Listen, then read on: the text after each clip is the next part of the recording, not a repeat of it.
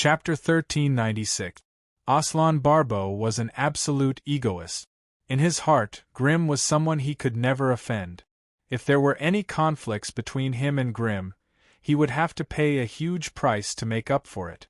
The price would definitely be higher than the control of the military forces. Moreover, the situation was indeed unclear. Even if Aslan were to command, he would still follow Grim's suggestion of zoning defense to deal with the enemy's upcoming general attack. Aslan's expression did not reveal any unhappiness because Grim had seized control. Instead, he maintained his squinted eyes and smile. He agreed with Grim's plan and gave a corresponding analysis. According to the enemy's layout, the army will attack from 11 directions at the same time. How much can we block here?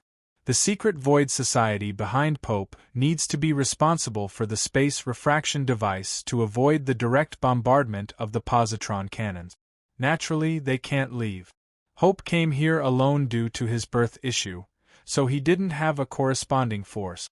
Kid himself was very unstable, not to mention the group of ancient evil creatures that came out from the ground. It would be better to let them continue to occupy the sewers, which could also serve as a form of defense. The mythical celestial body behind Vader has an important meaning in the overall battle plan. It can't be used for zoning defense. Then, Brother Grim, you and Miss Helen should be able to transfer out the forces behind you, right? Grim dug his teeth with his fingers. Well, it's a bit of a pity. When we were moving outside the city, we accidentally encountered the enemy's king. Insect Lord Gutta, and more than 10 crazy bugs were all eaten by me. I can't bring out any combat power for the time being. Helen should be okay, right? The Moon Lady's condition is almost recovered. As soon as he said this, everyone was stunned. Pope was the first to ask, "You encountered the king outside the city? Did Nicholas use void transference to bring you away?" "It can't be. That guy's void transference is not pure. Even with the help of the Void Toad, it's impossible to escape the king's domain." Grim didn't feel much about it. In his heart, he only felt that it was a pity that he didn't kill the king. "There's nothing to say about this. Aslan, you can continue." "Oh, okay." Aslan was stunned. Although he had tried to fight against legend in the northern continent, he did not dare to consider the king that was of a higher level. He admitted that he could not surpass this kind of detection that involved the rules. "Since that's the case, the only forces we can use now are Northern End Continent, Flock, Roshan and Shugas, Dreamland Witches, and Deep Sea. At most, it can only block off 5 areas. At this point, Bop reminded him, "Don't use Eugene's forces for now. It's necessary to consider the worst-case scenario." Aslan smiled awkwardly. "If that's the case, we can only block off 4 regions.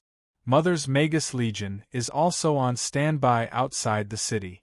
The Church of Evernight under Father Lessos can block off 2 regions at most. There were at most 2 human troops stationed in the city. It's not enough. The other party has 11 mythical bodies attacking at the same time." The next second, a palm that sent chills down Aslan's spine landed lightly on her shoulder.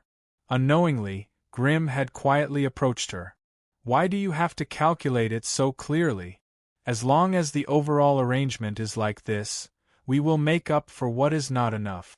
The greater the pressure, the greater the space for us to perform. To a certain extent, this game is organized for the few of us, isn't it?" Okay. Time was tight. Aslan reported the arrangement of the original forces. Father Lessos could only block off 2 regions. One group of believers would follow the priest personally, while the other group of core believers with stronger strength would follow the weaker Izzy. The humans who stayed in London also responded that they would be responsible for 2 regions.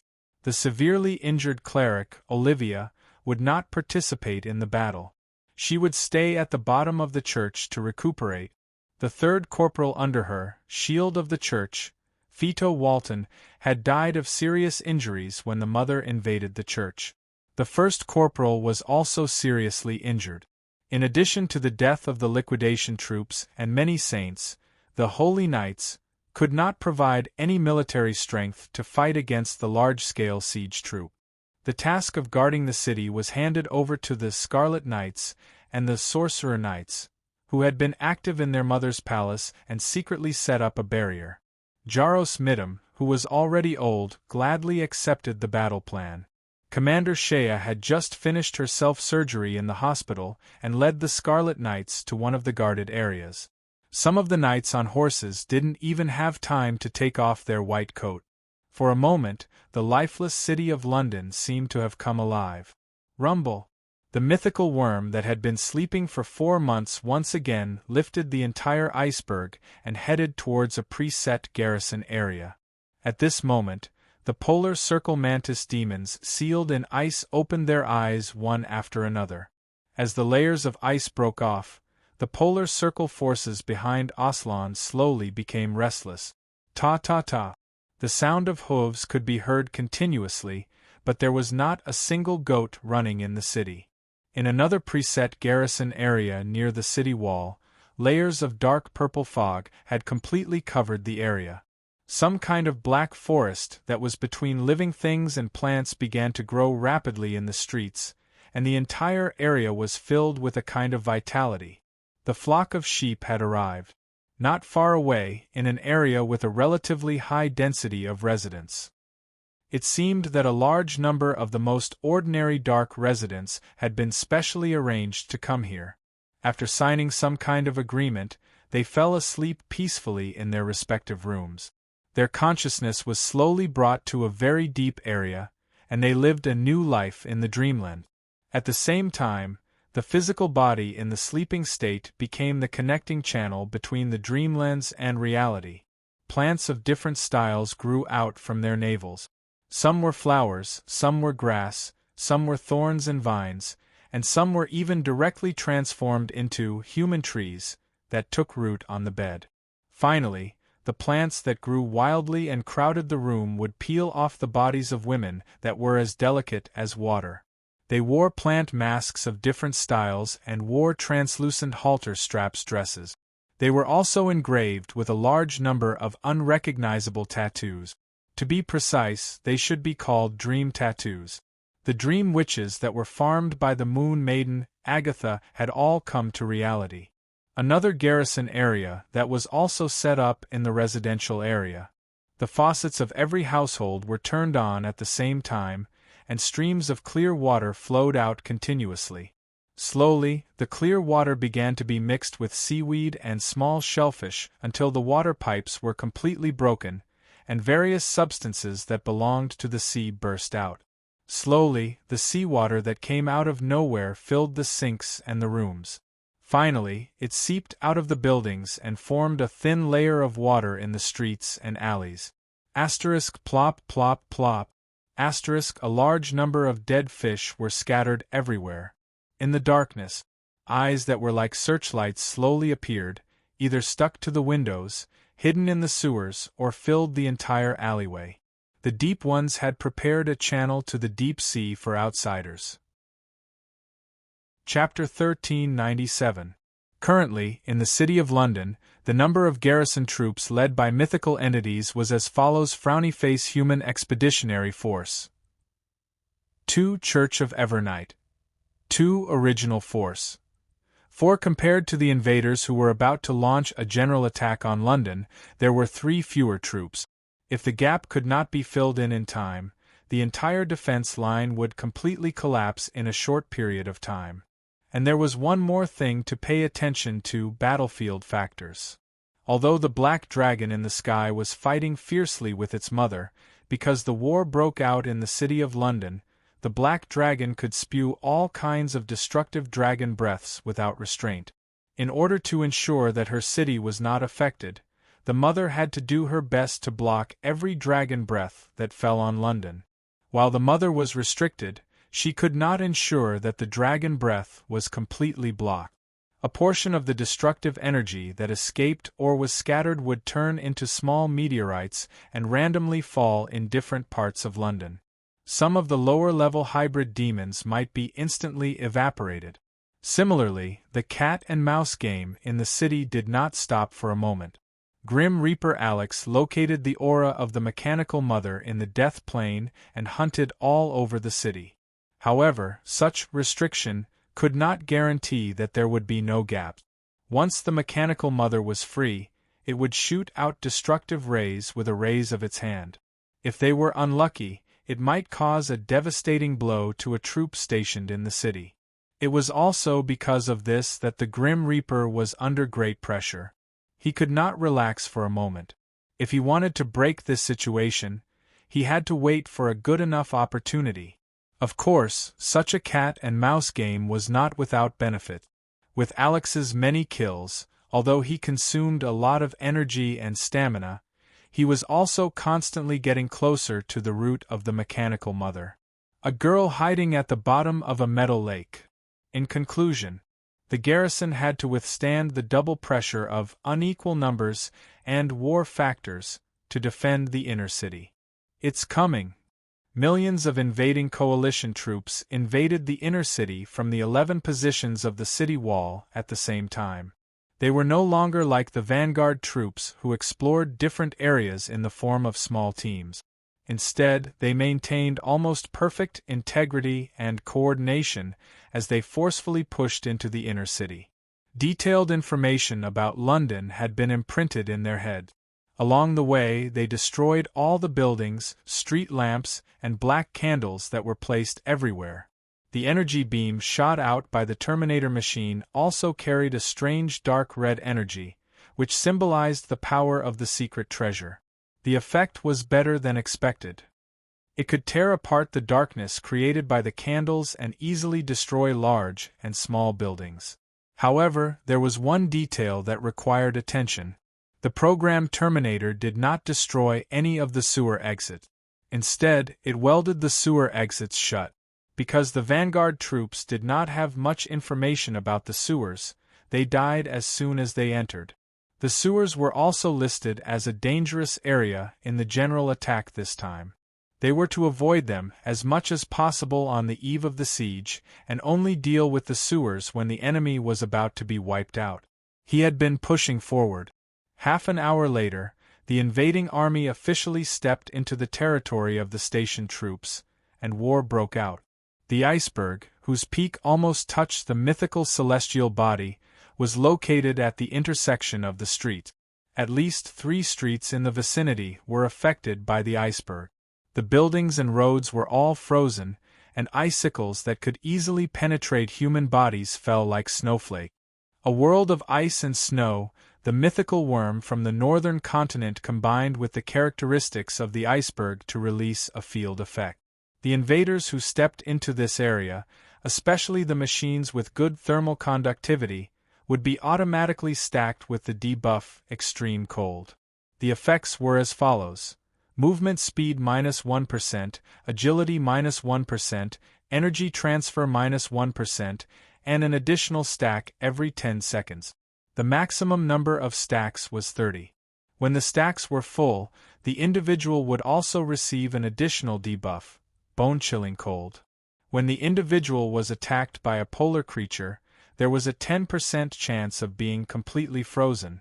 Of course, the extreme cold effect could be offset by burning energy. Because the iceberg covered a large area, it included the entire route of the invading army.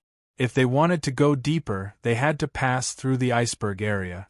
The mythical body in charge of this army was the Purgatory Blacksmith from the Holy Class, Sam. His image was a strong man with burning iron pillars on his back. He looked like a demon blacksmith. His physique was beyond the normal range. His upper body was huge and his lower body was normal. This caused his body to lean slightly forward. His muscles were like red-hot iron, and there was even blood flowing in his body like molten iron.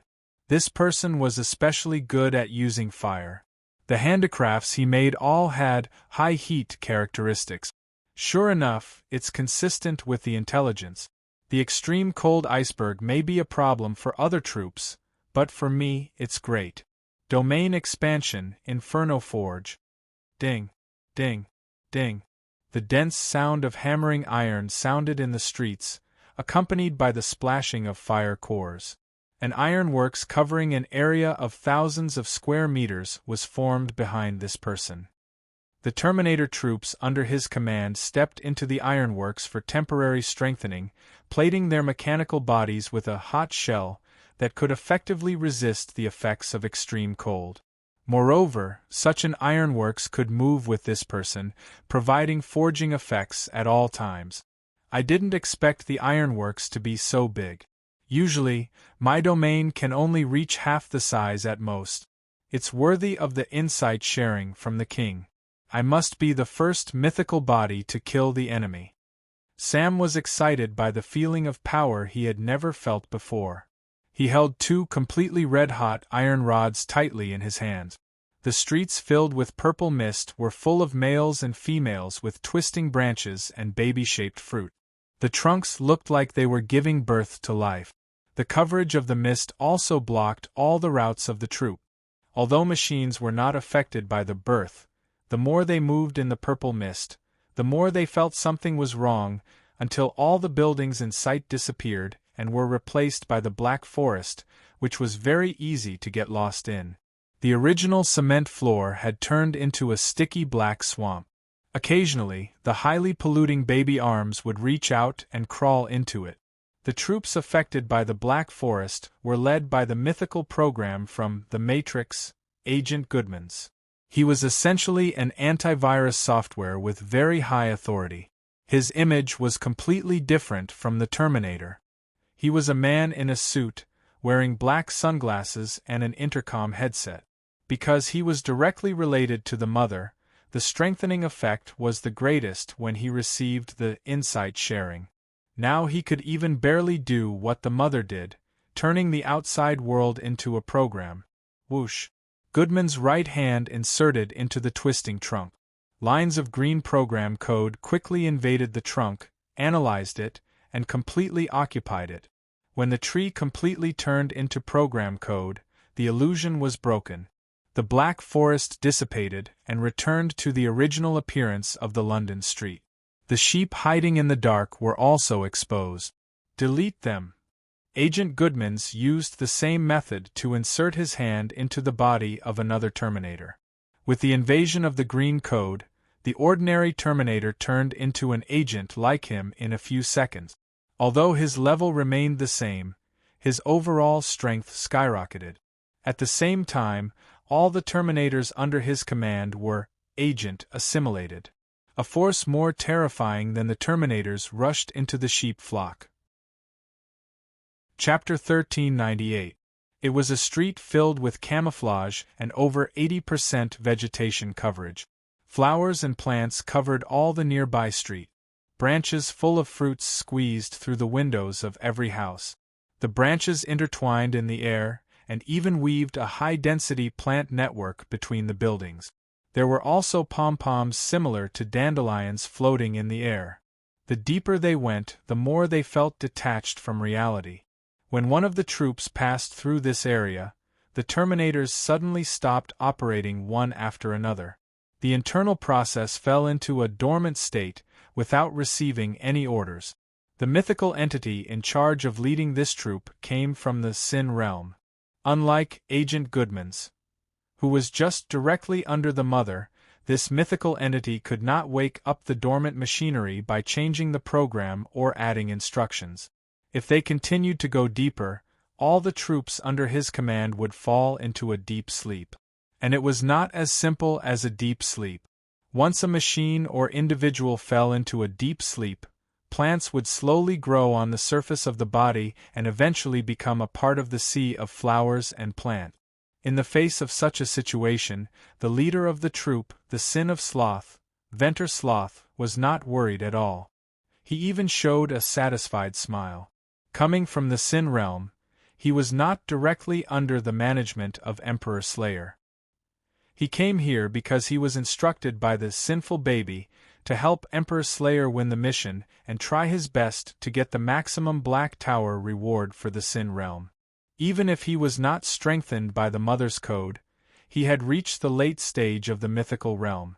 But he was too lazy and did not participate in the sin realm's final sin assessment. Figuratively, he did not want to walk because he was too lazy, so he made his legs and feet into pulley structures. His fat belly kept shaking as his body moved. There was even a feeling that his belly could split open at any time. Because he was too lazy and was not used to processing visual information, he dug out his eyes. He did not want to analyze the source and target of the sound. He pierced his left and right eardrums with a long needle. He even made his mouth into a funnel for the convenience of eating. He could pour food directly into his mouth. At the same time, he made his tongue into a straw for the convenience of quickly sucking liquid food. Only his nose was completely intact. After all, when satisfying his desire for food, he needed to taste it through his nose. At the same time, his nose was his most sensitive sense and could be used to deal with different types of battles. His sense of smell could not only smell the hidden danger in the environment, but it could also inhale the sinful threads into his nose and easily analyze the relevant information and weaknesses of the opponent. Sleep is truly the most delicious food. Venter seemed to like this street covered in plants. Swoosh, swoosh. Sinful threads drilled out from his navel, and all the sleeping soldiers were pulled by the threads, slowly dragging them forward. The purpose of this was still unclear, and the dream witches, hidden among the plants, could not understand.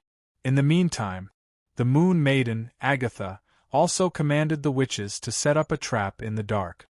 Once the invaders were all in deep slumber and only this sloth was left, she would directly cast the dream's secret spell on him. The lazy Venter continued to move forward. As more and more individuals fell into hibernation, he could only extend more sinful threads from his navel to drag the troops. It's getting heavier. I'm so tired. That's about it. Almost 90% of the 100,000-plus troops fell into hibernation. Lazy Venter suddenly stopped. His abdomen opened up into an extremely exaggerated mouth. The sin light ball that symbolized the myth of sloth was in the deepest part of this mouth. Under the guidance of the sin light ball, the sinful threads that shot out from his navel all turned into straws, absorbing a different kind of special drink that only Venter could absorb, the source of sloth. Deep slumber was an expression of sloth, and it could be directly absorbed by Venter and turned into his own energy. Every mouthful sucked on more than 100,000 straws. For a moment, the sleeping machines and sinful spirits all woke up. And it was an unprecedented state of consciousness. The tiredness of marching and the tension of war were all swept away, and all the substances related to sloth in their bodies were all sucked away. Burp at the same time, a monstrous burp came from Venter's body, and a strong wave of air spread out in the street. It's been a long time since I absorbed such a large amount of sin of sloth so comfortable. The feeling that Venter brought was almost twice as strong as when he first came to the street, especially the big mouth on his abdomen. It already had a feeling of being able to prey on space. All the routes need to pass through this damp area. And it's not the usual damp. The water stains on the street are mixed with the smell of the deep sea, and it belongs to the most ancient deep sea, even older than our world. Another extremely damp street area. A mythical entity signaled his subordinates to wait outside the water stains, and he would personally check the street that was occupied by the sea. Holding the dragon-patterned staff in his right hand, a bright crystal that was emitting a strong magical aura was gently rotating at the tip of the staff. A cloak made of blue crystal dragon scales covered his whole body, and the inside faintly reflected the face of a handsome young man. His eyes were shining like sapphires. From the draconic nation, weaving dragon Uduk Mantos. Compared to the mountain dragon that was imprisoned by Grimm in the abyss, there was a big difference. Duke did not have the strong physique of a dragon of the same level. He might not even be able to defeat a mountain dragon of the gate opening level, but his existence was hailed as the future successor of the draconic nation, and he himself was extremely special. Weaving dragons, the total number of draconic nations' population was less than 0.1%, and they had a unique blue crystal dragon scale and a unique magical affinity. The dragon blood that flowed in their bodies was a kind of highly concentrated magical energy. The blood vessels that flowed in their bodies were innately woven into the most perfect magical circuit. Duke was one of the best, and at the same time, he was also a unique magical genius. He was unwilling to stay in the draconic nation, so he used the connection between the world and the Black Tower to travel to various worlds, collecting and learning the magic of different worlds. He did not choose the evolutionary path of the draconic nation, but walked on the more difficult path of fate. He was a traveler of fate like Han Dong, and had entered the mythical ranks as early as 10 years ago. Because of his deep relationship with the Black Tower, his understanding of the hybrid demons was also higher than other draconic nations.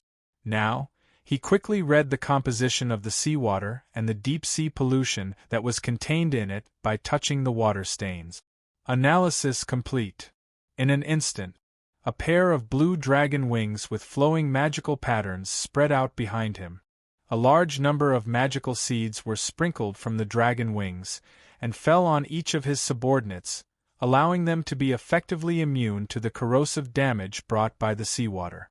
However, his fighting spirit was not particularly high. He was more like a person who sought knowledge. Sigh. I heard that the hybrid demons have been studying ancient magic since the beginning of the universe, and some of them were even born from magic. If only I could avoid war, and have the opportunity to talk to the wise ones among them about the origin of magic, and try to learn the most ancient and chaotic magic, how good would that be?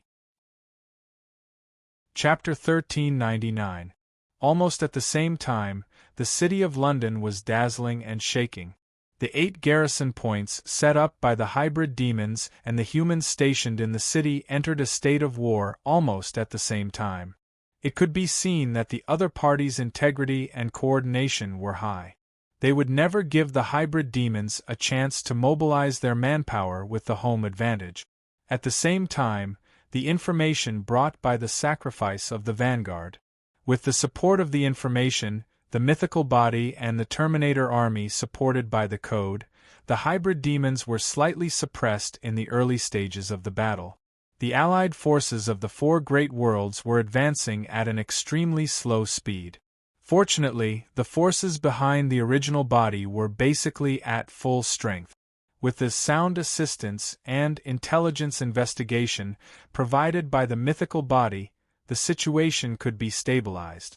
Even so, it was only able to defend 8 regions.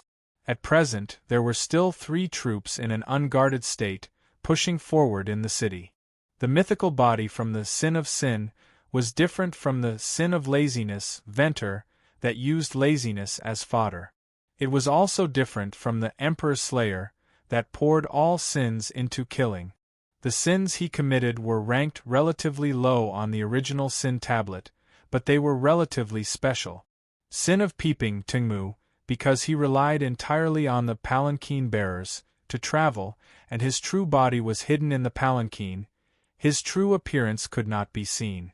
Behind the curtain, it felt like something was peeping at something at any time. It even felt like the palanquin was loaded with a box of eyeballs, endlessly spying on everything in the outside world. The 4 palanquin bearers dug out their eyes, and their shoulders were completely integrated with the corners of the palanquin.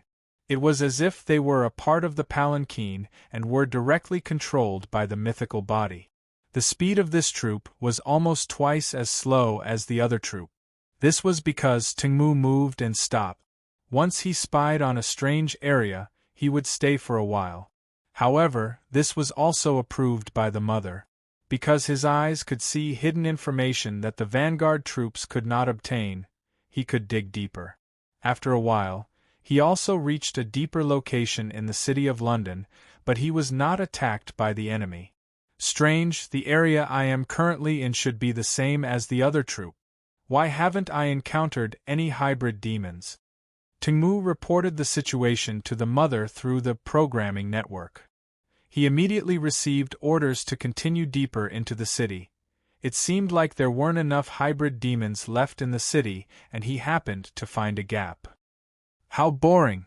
I wanted to take a peek at what kind of mythological scrolls these mantis demons who sealed themselves in their original world and didn't interact with the Black Tower have.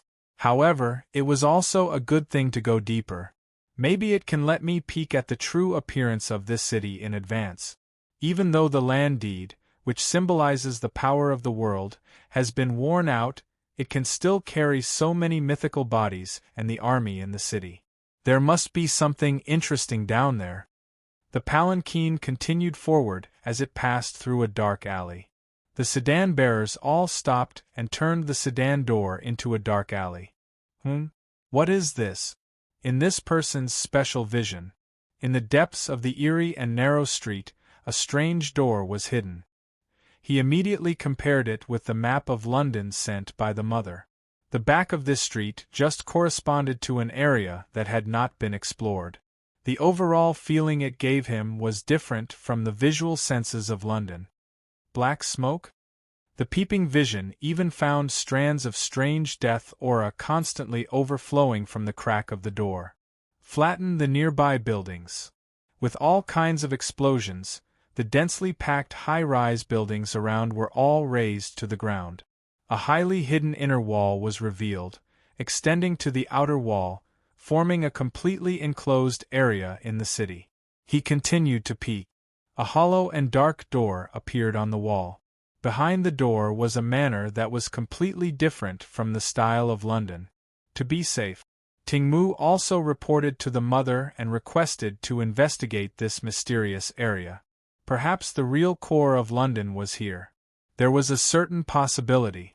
Otherwise, it would not deliberately build high-rise buildings with various night illusions and visual errors to deliberately hide the existence of this area.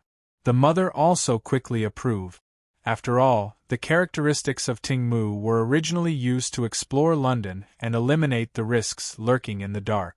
When the curtain of the palanquin was lifted, a strange eyeball that was connected to blood vessels and wrapped in the abdominal cavity was revealed. Sin peeping, a powerful eye technique was exerted. The enchantment was broken, and the iron gate leading to the Scarlet Manor was exposed in front of the troops. Everyone, let's go in and take a look. The Terminator troops quickly poured into the mysterious manor like a river. Just as they were about to wreak havoc inside, an indescribable pressure, accompanied by a huge gray shadow, descended at the same time. The machines that stepped into the manor were crushed into dust. Even if some of them barely held on, they were overloaded. It was as if they were carrying a heavy mountain. Across the manor gate, a giant dragon's eyes covered with tentacles and turbid and crazy eyes were staring at Tingmu in the palanquin. Isn't this the missing mountain dragon, Samir? I didn't expect that not only was he defeated, but he also completely degenerated and became the gatekeeper here. His strength seems to be much stronger than before. Interesting. I want to go in and take a look. After the mother learned about Tingmu's situation, she immediately asked if he needed reinforcements. At present, there were 2 troops in the same situation as him. They had not encountered the hybrid demons and could come to support. However, Tingmu politely refused. Let them continue to advance into the inner city. I won't clash with Samir head-on. I will quietly sneak in and peek at everything inside. When I determine what secrets are hidden inside, it won't be too late to arrange for reinforcements. If this has nothing to do with London, it will waste too much time. The other 2 troops. During the journey into London, they also did not encounter any hybrid demons. The leaders were Cause Program Merlot from The Matrix and Assassin Grand Mentor Eagle Savita from The Saint. As a mythical program, Merlot was different from the agent Goodmans who was fighting the hybrid demons. His position in the mother's body was a set of cause and effect programs that had long been eliminated. He was once hunted down by the antivirus software Goodmans. When he was about to be deleted by the system, he raised his consciousness to the level where he could evade the system. He combined with other eliminated programs inside the mother's body to create an organization of exiles. In the end, he was recognized by the mother and retained. As for the body craftsman, his leadership style was different from all the other troops. The overall feeling was that they were moving in the shadows. The darkness of London provided them with increased mobility. His position was far higher than the Golden Saint that Han Dong and Grimm jointly killed. Similarly, it was also higher than the Purgatory craftsman, Yao Sam, who was fighting in the Ice Mountains. At present, the two troops had completed the rendezvous and were planning to move deeper. There was a noise from a larger clothing store by the roadside. Chapter 1400. Cause and Effect Program. Merlot, full name, Merlot Wenga Kasher, the leader of the exiles from the Matrix, the core program of the early Matrix. In other words, if the original world did not go through the program iteration and upgrade, the current Matrix would be Merlot. Its image was that of a relatively short Spaniard with a big ponytail. Its appearance did not look much different from an ordinary human. What a good result! Exactly as I expected. There's no need to wander around the outer layer. I can directly go to the core of this hybrid demon city. Perhaps there's chaotic energy that can upgrade the program hidden there. Just as he was about to go deeper, a machine that was leaking oil suddenly jumped down from the buildings in front of him. Merlot immediately recognized the program that controlled the broken machine and immediately ordered the entire army to stop. Buzz. The leaking machine gently raised its hand and shot out an energy beam that was enough to penetrate 5th Street. It even slightly affected the nearby garrison area that was fighting. However, not long after the energy shot out, a shadow of death enveloped it. At this moment, Merlot saw an irresistible cause and effect of death. A line of unavoidable termination command was added to the mechanical program controlled by the Matrix.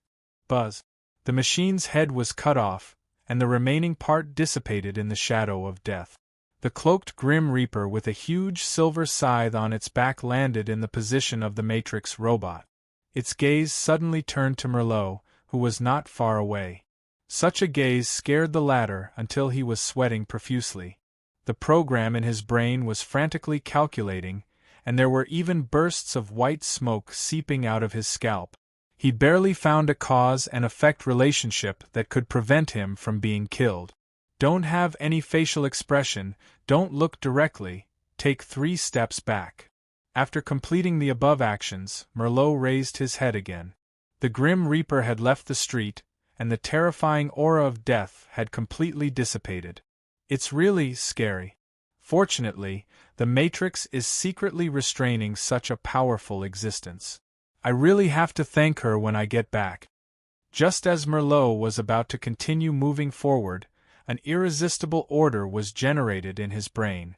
Merlot, stay where you are. 3 troops will be free for this siege. They can continue to move deeper into the hybrid demon nest without any hindrance. The Divine Eye team has discovered a secret area that has not been explored and is spying alone. In 5 minutes, the body craftsmen from the Holy Order will meet you and advance together. Body craftsman? It seems to be an outsider who is difficult to communicate with.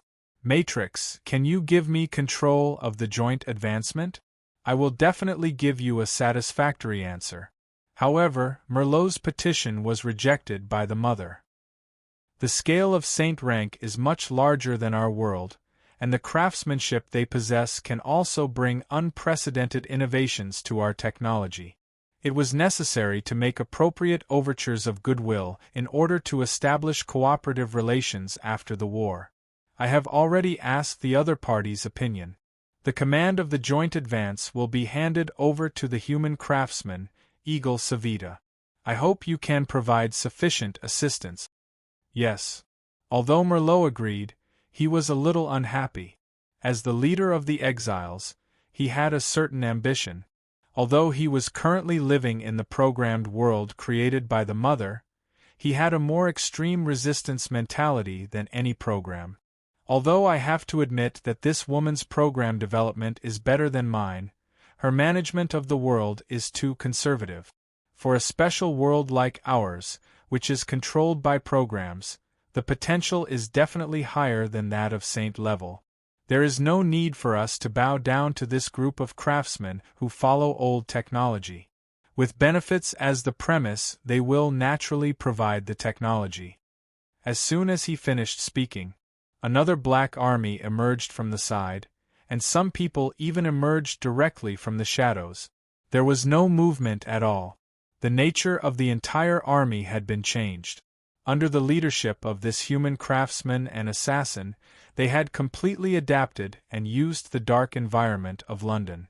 Eagle Savita, in terms of weight, he should be the lightest of the mythical craftsmen. He used unique body craftsmanship to remove all the excess parts of his body.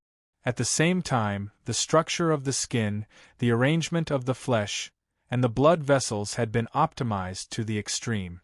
The mythical painting corresponded to an extremely detailed drawing of the human body. The image was barely classified as a human figure.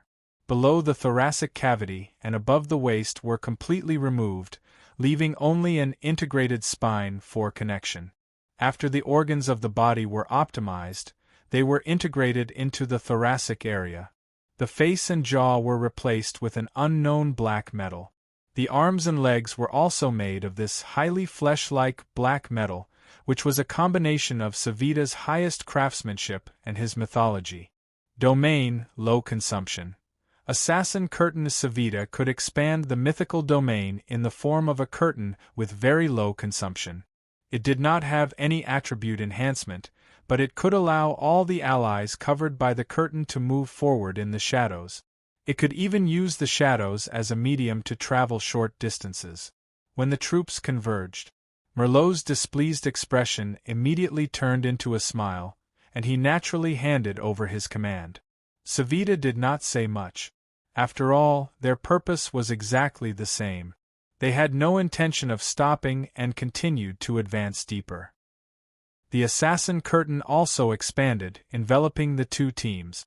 It was the first time that the cause program, Merlot, was shrouded in the shadows. He did not expect that even his body could use the shadows to achieve short-distance movement. It's really a good ability. This way we can reach the depths faster. It's not bad. Merlot took out a cream cake from his pocket and ate it gracefully. He followed the army with a completely relaxed posture. When the joint forces went all the way down Oxford Street, they could clearly see the Big Ben standing not far away. At this moment, on the opposite side of the crossroads, a private custom-made clothing store with a "Gentleman of London" sign was lit with lights that were completely incompatible with the dark London. There were even figures reflected by the lights flashing quickly. When Savita tried to expand the assassin curtain, it could not cover it. Several people in the army who were capable of reconnaissance tried different methods to observe the clothing store, but they all returned without success. "Mr. Merlot, can you detect the situation inside?" Merlot crossed his fingers in front of him. "I'm different from other programs. My perception is not very good. However, I can open a one-way door to the clothing store and send some machines in to collect information." After saying that, Merlot created a key in his right hand and inserted it into a door on the side of the road. Because he opened a door, there must be an area behind this door. Merlot could modify the relationship between cause and effect and change the result. The door in front of him led directly to a dressing room in the clothing store. However, a team of Terminator machines secretly sneaked in. Before they could upload data, the program connection was instantly cut off. Ring. At the same time, the doorbell of the clothing store rang and the front door was pushed open. 10 thugs with different styles and exuding different energy, who had just changed into brand new suits, slowly walked onto the street. The leader was a young man in a black and white suit with abyss-like pupils. 5 mechanical heads that were dripping oil were pierced through the corresponding black nails of his index finger. The young man did not immediately look at the enemy who occupied the street. Even the windows and rooftops of all the nearby buildings had their eyes on him. Instead, he slightly leaned toward a friend behind him. "Pope, how is it? The suits in this shop are very good, right?" Chapter 1401. There were exactly 10 people walking out of the clothing store. When Glenn first went to arrange his tactics, he accidentally discovered that the store Han Dong had customized his suit for him happened to be in an empty space. On a whim, he forcibly led everyone here, even going so far as to find the boss hiding in the depths of the cellar and tailor a suit for each of them. Without the use of any secret technique, it was just an ordinary suit that continued human culture, without the support of ability effects. Glenn was just paranoid about this matter, so he forced everyone to come here and try it out. I wasn't too used to human clothing before, but I didn't expect that after trying it out, it would feel so great. After Nicholas brought me to this store to customize my clothes, this kind of human clothing that focuses on clothes-fitting comfort really does have a bit of a feeling. The feeling of the body's holes being ventilated can be concealed very well, and the finely woven fabric wandering between the skin can produce a kind of unexpected comfort, allowing the feeling of impact to be more directly transmitted to the whole body. Hand-to-hand combat can be called exciting. How about it? Not bad, right? Glenn continued the style that Han Dong had customized for him, and the exaggerated black and white design fit him perfectly. Bop was wearing a dark blue checkered suit. Paired with a star-studded black tie, the overall design fit Pope's galaxy head. Pope didn't answer the question of comfort. His eyes were focused on the enemy troops covering the streets and buildings in front of him, as well as the 2 mythical bodies emitting powerful auras. The galaxy brain was spinning at high speed to formulate a plan. No matter how it was formulated, in the face of such a high-pressure situation, the battle plan was tightly linked to Glenn. Joining hands with Glenn was the one thing he was most unwilling to do. But the grim situation before his eyes could only make Pope temporarily throw the matter of the past to the back of his mind. This was the only time they would cooperate. At this time, a voice from the depths of the galaxy reverberated in the minds of all the origin substances, and Pope began to arrange his tactics. We will restrict the enemy's combined forces through a single-point breakthrough and a holistic restriction. Glenn, I, Aslan, Eugenius, and Vader will carry out a single-point breakthrough. We will mainly launch a strong attack against the enemy's 2 mythical bodies, with Glenn and Eugenius, who possess legendary weapons, as the core of the battle. Sally, Helen, Hope, Hyde, and Kit were responsible for the overall restriction. The entire process required Kit to be the core, using all of its characteristics to restrict the 100,000-strong army and reduce their numbers as much as possible. In addition, please remember that the purpose of our arrival this time is to restrict and not kill. What we need to do is to stabilize the situation in front of us and delay until the arrival of the next phase. The nature of the game was the same. I will try my best to adjust the tempo of the battle so that everyone can have some time to breathe. Glenn merely put his hands behind his head and whistled to himself. It was unknown whether or not he was seriously listening to Pope's battle request, or perhaps he had only heard the first half of the sentence. Then, Glenn turned his gaze to the last young man who walked out of the clothing store. His originally messy green hair was tied into a trendy ponytail, paired with a dark green suit, a skull-pattern tie, and a light yellow shirt.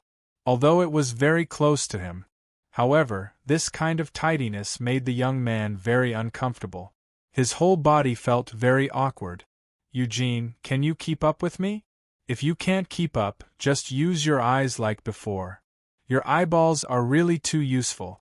I've tried all kinds of methods, but I still can't copy them." "I can keep up." Eugene's eyes were more determined. He had to win enough outstanding performance in this game. "That's good. If I feel that you can't keep up halfway, don't blame me for gouging your eyes out on the spot." Eugene's eyes were focused on the black mass of the army on the street. His mouth exhaled a green breath. A kind of plague had already completely spread when he appeared.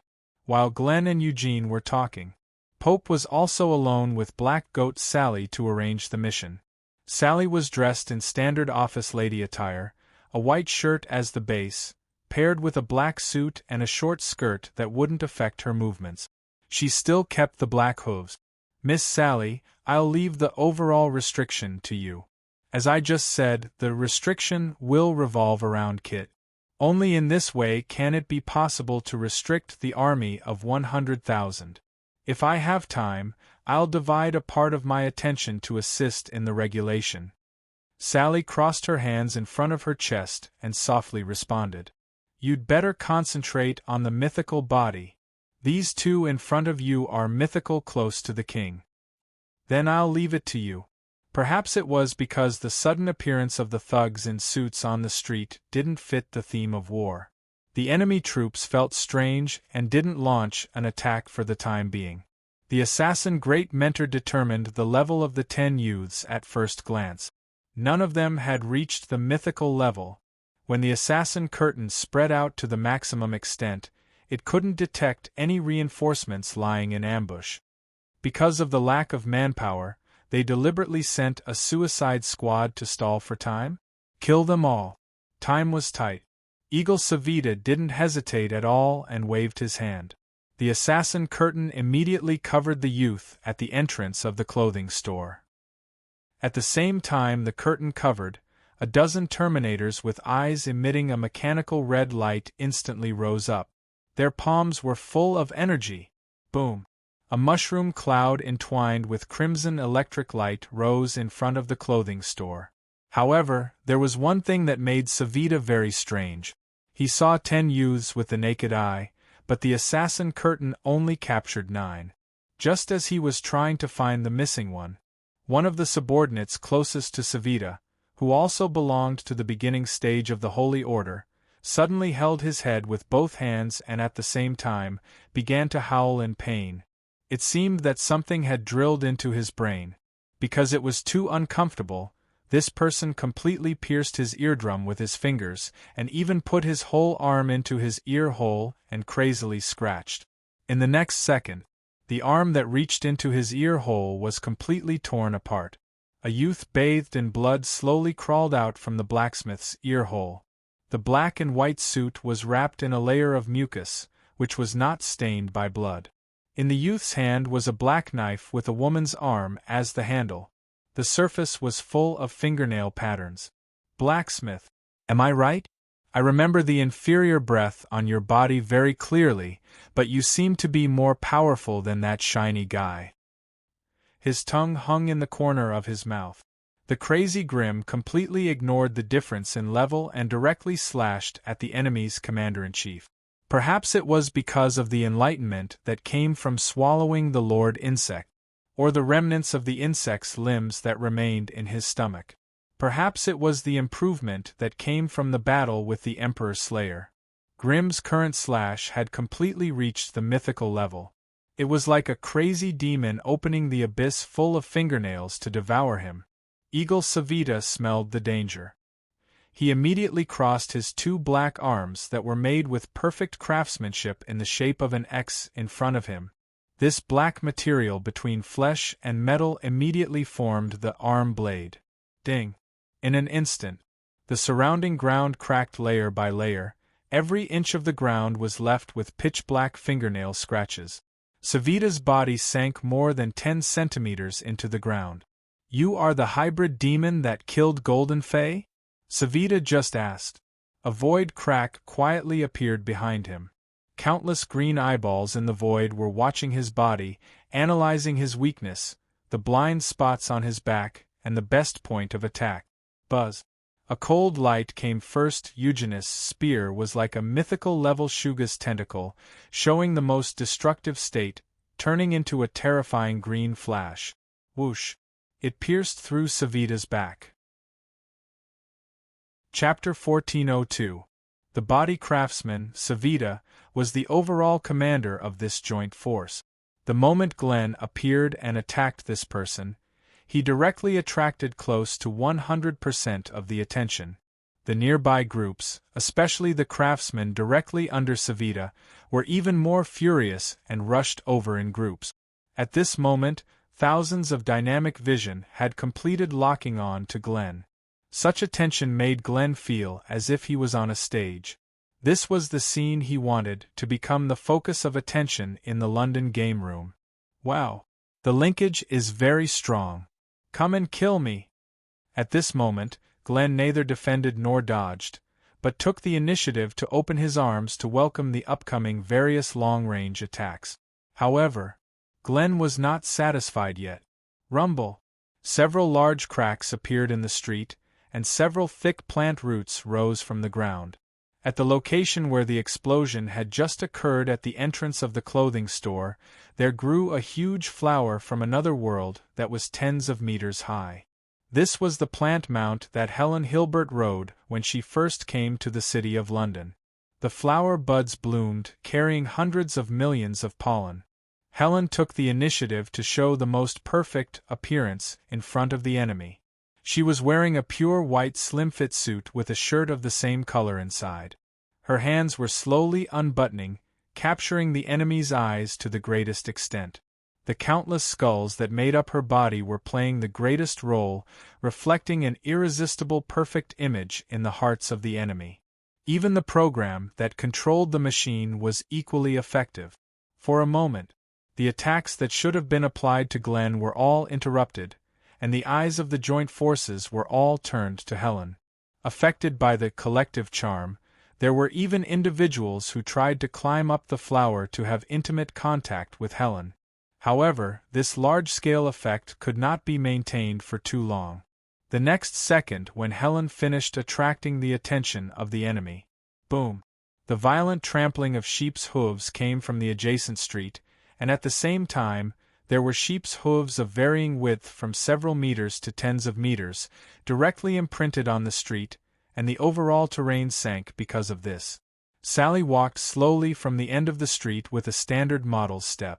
Every step she took would form a powerful crush in the random area in front of her. At the same time, her mouth was also muttering about the curse of the Black Forest. Asterisk drip, drip, drip, drip, drip, drip, asterisk filthy, viscous liquid continuously flowed out from between his teeth and lip. When this liquid dripped onto the ground, it was as if the earth itself was cursed. Any individual that tried to attack Sally would be directly affected by the curse when they came within a certain range. Whether it was the physical body or the machinery, they would be covered in pustules due to the curse, absorbing a large amount of the individual's energy. The pustules would develop into gestation bodies in a short period of time, breeding a young hybrid demon with the genetic elements of the individual. When the palace body was damaged or matured, the larva would erupt with its most terrifying side and devour the main body. Wherever Sally went, she would often see a large number of larvae eating the enemy. At the same time, Sally launched her AoE attack. Hominoid Hopu had also arrived at the outermost periphery through void projection. Hope was given a white suit with a black shirt underneath. Due to Hopper's uniqueness, his suit was made of the best materials from the clothing store. Every fiber was fused with extremely tough dark energy to support Hopper's limitless body. Hope's figure was out of the ordinary and could only be found in the 2D world. The white suit was filled to the brim, and the contours of every muscle could be clearly reflected on the surface of the suit. When all kinds of attacks came at him, even some super energy rays that were fused with the remnants of the secret treasure couldn't break through his defense. At most, they could only leave a scorch mark on the surface of Hopper's body. At the same time, Hopper's attack was also the simplest and most direct. He punched directly. The purest brute force actually tore the space around his fist completely. The mechanical body closest to his fist was instantly vaporized before it could even see the process of destruction. The fist was facing the direction, forming a conical pit that was more than 200 meters long. This kind of power was already comparable to a mythical creature, and couldn't be measured by common sense. The eighth prime, Supreme Glorious One, Hyde Darius, who was also classified as an overall restriction, arrived at the outermost street through void projection just like the previous two. He had a rather strange personality, and the only person he could get along with was Popper. It was because Popper was willing to eat the dishes he cooked for such a simple reason. Hyde was willing to give up the treatment that was comparable to the highest royalty in the deep sea and follow Popper at any time to explore every corner of the universe, except for void projection. It was also because of this that he was happiest every day to cook and then let Popper eat it. Asterisk drip drip drip drip drip asterisk seawater flowed along his slightly curly hair and fell on the surface of a dark blue suit with a checkered pattern. Underneath was a light blue shirt and a black tie with a seagrass pattern on it. Hyde's physique was second only to Hopper's. Although he had the number one body in the deep sea, gate of opening, his true strength wasn't in his physical body, but in the secret of the deep sea. He had another name in the sea, the Blessed One. This name was innate. Before they were born, when they were still in the egg, they had intimate contact with the Great One, because of their dreams. When Hyde was born, he had a pair of flabby and atrophied bat wings on his back, which was a sign of the Blessed One. This meant that he was born with a talent that the regular Deep Ones didn't have, and Hyde was the most talented of the Blessed Ones of the deep sea in the last 100 years. When Hyde appeared at the end of the street, the air around him became humid. A Terminator who was also at the gate of opening was less than 3 meters in front of him. Sensing the aura of the hybrid demon, the Terminator raised his metal arm and aimed it at Hyde's body. Hyde didn't dodge, but did the same thing. He raised his thick arm and spread open his webbed palm. In the middle of his palm was a ball of water. Whether it was the size, the visual sense, or the energy that leaked out, it was obvious that the machine had the advantage. The thing in Hyde's palm was like a harmless ball of water. Boom! Energy erupted. A beam of energy enough to cover the upper body of the Terminator shot out. However, what shot out from Hyde's palm was only a line of water as thick as a finger. When the two different types of attacks collided, the energy beam was instantly destroyed. It spread out in a ring and quickly dissipated. There was no resistance to speak of. The water beam pierced through the mechanical brain, and with a flood effect, it drowned out the main body of the program stored inside. The water beam didn't encounter much resistance as it pierced through the machine. Along with the dozens of mechanical individuals on this line, it shot through a total of 5 buildings before finally turning into a pool of clear water that splashed onto the wall. Chapter 1403. Overall Restriction. Bop wanted to achieve his goal. He needed to use the origin substance, which was more prominent in area attacks, to restrict the enemy's large forces. While stopping them from continuing to recommend, he also needed to reduce the enemy's numbers as much as possible. Therefore, at the time of the explosion at the entrance of the clothing store, Bop had already established several teleportation portals leading to the enemy's periphery. Sally and the others cut in from the periphery, each releasing a big move to seal the enemy. At first, it was very effective, but as time passed, the effect of the area attack was weakening. The Terminator machines that were destroyed by physical attacks, curses, and secret techniques would upload the data in their bodies the moment before they died. The CPU of the mother body, which was in charge of the battlefield, would add upgrade patches to the program of the theater according to the uploaded data. Adaptation was faster than Bop expected. At the same time, the enemy troops also gathered in a short time. The elite individuals at the late stage of gate opening attacked and defended against Sally and the others with them as the core. There were already individuals who could withstand the crushing of the sheep's hooves, the power of the fists, and the secret techniques of the deep sea. Helen's charm was also gradually losing its effectiveness, and energy beams began to bombard the huge flower under her. As the commander of the external operations, Sally stared at the street that was almost flattened by her. Many machines joined forces to support a protective field, effectively blocking the crushing of the foot just now. The overall strength is so strong? Almost in an instant, the enemy troops on the street and even in the nearby area all became able to adapt to my crushing, and they also developed a certain resistance to the curse of the Black Forest. There should be some kind of neural network covering the City of London, collecting war information at all times, synchronizing the analysis results with all the individuals, and even helping them to analyze the countermeasures in advance. The pressure is greater than expected. But if it's this thing, can your technology find a way to deal with it? His existence will give even us a headache. Sally was optimistic about the timing. She transmitted her voice to Bop, who was controlling the void domain. A different void portal opened in the sky. No monsters drilled out of it, nor did they shoot out some kind of powerful cosmic ray. Instead, a humanoid individual fell out. The corresponding location happened to be an area with a higher density of enemy troops, still some distance away from the two mythical entities. Taking a closer look, the person who fell was a young man wearing a ghoul skin, with sewing marks all over his skin and a dejected face. It was paired with a casual gray hooded suit. The ninth origin essence, Evil Demon Root, Kit Lanier. Bop had positioned it as the key to restricting the enemy in this battle. However, he did not seem to be in a good condition. While falling, it did not display any abilities, nor did it show any signs of slowing down.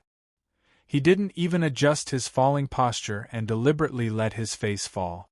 But the acceleration of the void, coupled with the fall from a high altitude, left a clear depression in the ground. His neck was completely broken.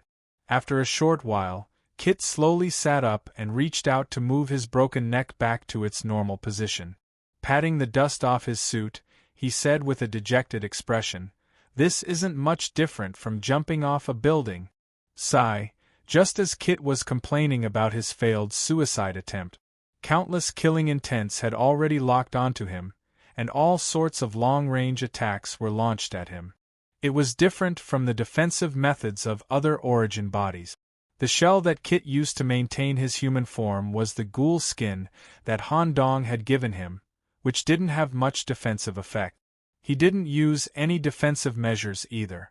As the boundless energy penetrated his body, mushroom clouds rose one after another. The annihilating energy stirred in the center of the explosion. Kit, who had not yet fully stood up, was directly shot into a sieve. In the eyes of the enemy, there might not even be any residue left. When the various forms of bombardment ended, a very helpless voice came from the dust. "Although it hurts a bit, it's still not enough." Sigh. Green clearly said that the probability of death during the war is very high. Why is it always like this? And you also took away the ghoul skin that Nicholas had given me. He had specially prepared it for me. It's really annoying. It's clearly the only thing that can make me happy. I have to kill you all. Maybe that will make me feel a bit better, but it also seems to be very troublesome. The sound of talking to himself kept coming out. An extremely filthy aura gradually appeared in the air. Even the nearby individuals, regardless of whether they were machines or organic life forms, would unconsciously check their whole bodies, always feeling something wrong with them. It wasn't just on the outside. Even their thoughts had become tainted. They always felt that their organs and cavities were full of foul-smelling and rotting substances, or that their metal pipes were stained with stinking tar and organic waste. Their thoughts and actions were affected. It was a kind of pollution that they had never experienced before. This kind of pollution was more fatal and irresistible than the polluted intelligence they had received before the war. The enemy troops, who felt something wrong with their whole bodies, continued to frantically bombard their original target. They even took out some of their trump cards, Void End, to increase the damage. Gurgle gurgle. During the bombardment, the sound of a kind of liquid bubbling could be heard. In the area that was being bombarded, it was like a mine had erupted. A large amount of filthy gray fluid gushed out. It looked like a fluid, but it also seemed like a kind of whole living thing. It began to quickly spread through the street. The fluid was mixed with all kinds of distorted organs, disordered growth of limbs, and rotting tentacles that had no pattern or characteristic to speak of. It kept trembling. It kept expanding. It kept gathering and splitting. The gushing volume showed no signs of decreasing. After overflowing the streets, it continued to flow to the neighboring street. When the fluid overflowed the building, it grew a large amount of organs, flesh, eyeballs, and tongues. The surface of these tissues would further grow tumors. Once foreign objects touched them, they would burst out a large amount of thick juice. Until the entire building was completely occupied. The enemy troops mixed in were quickly being eroded and occupied.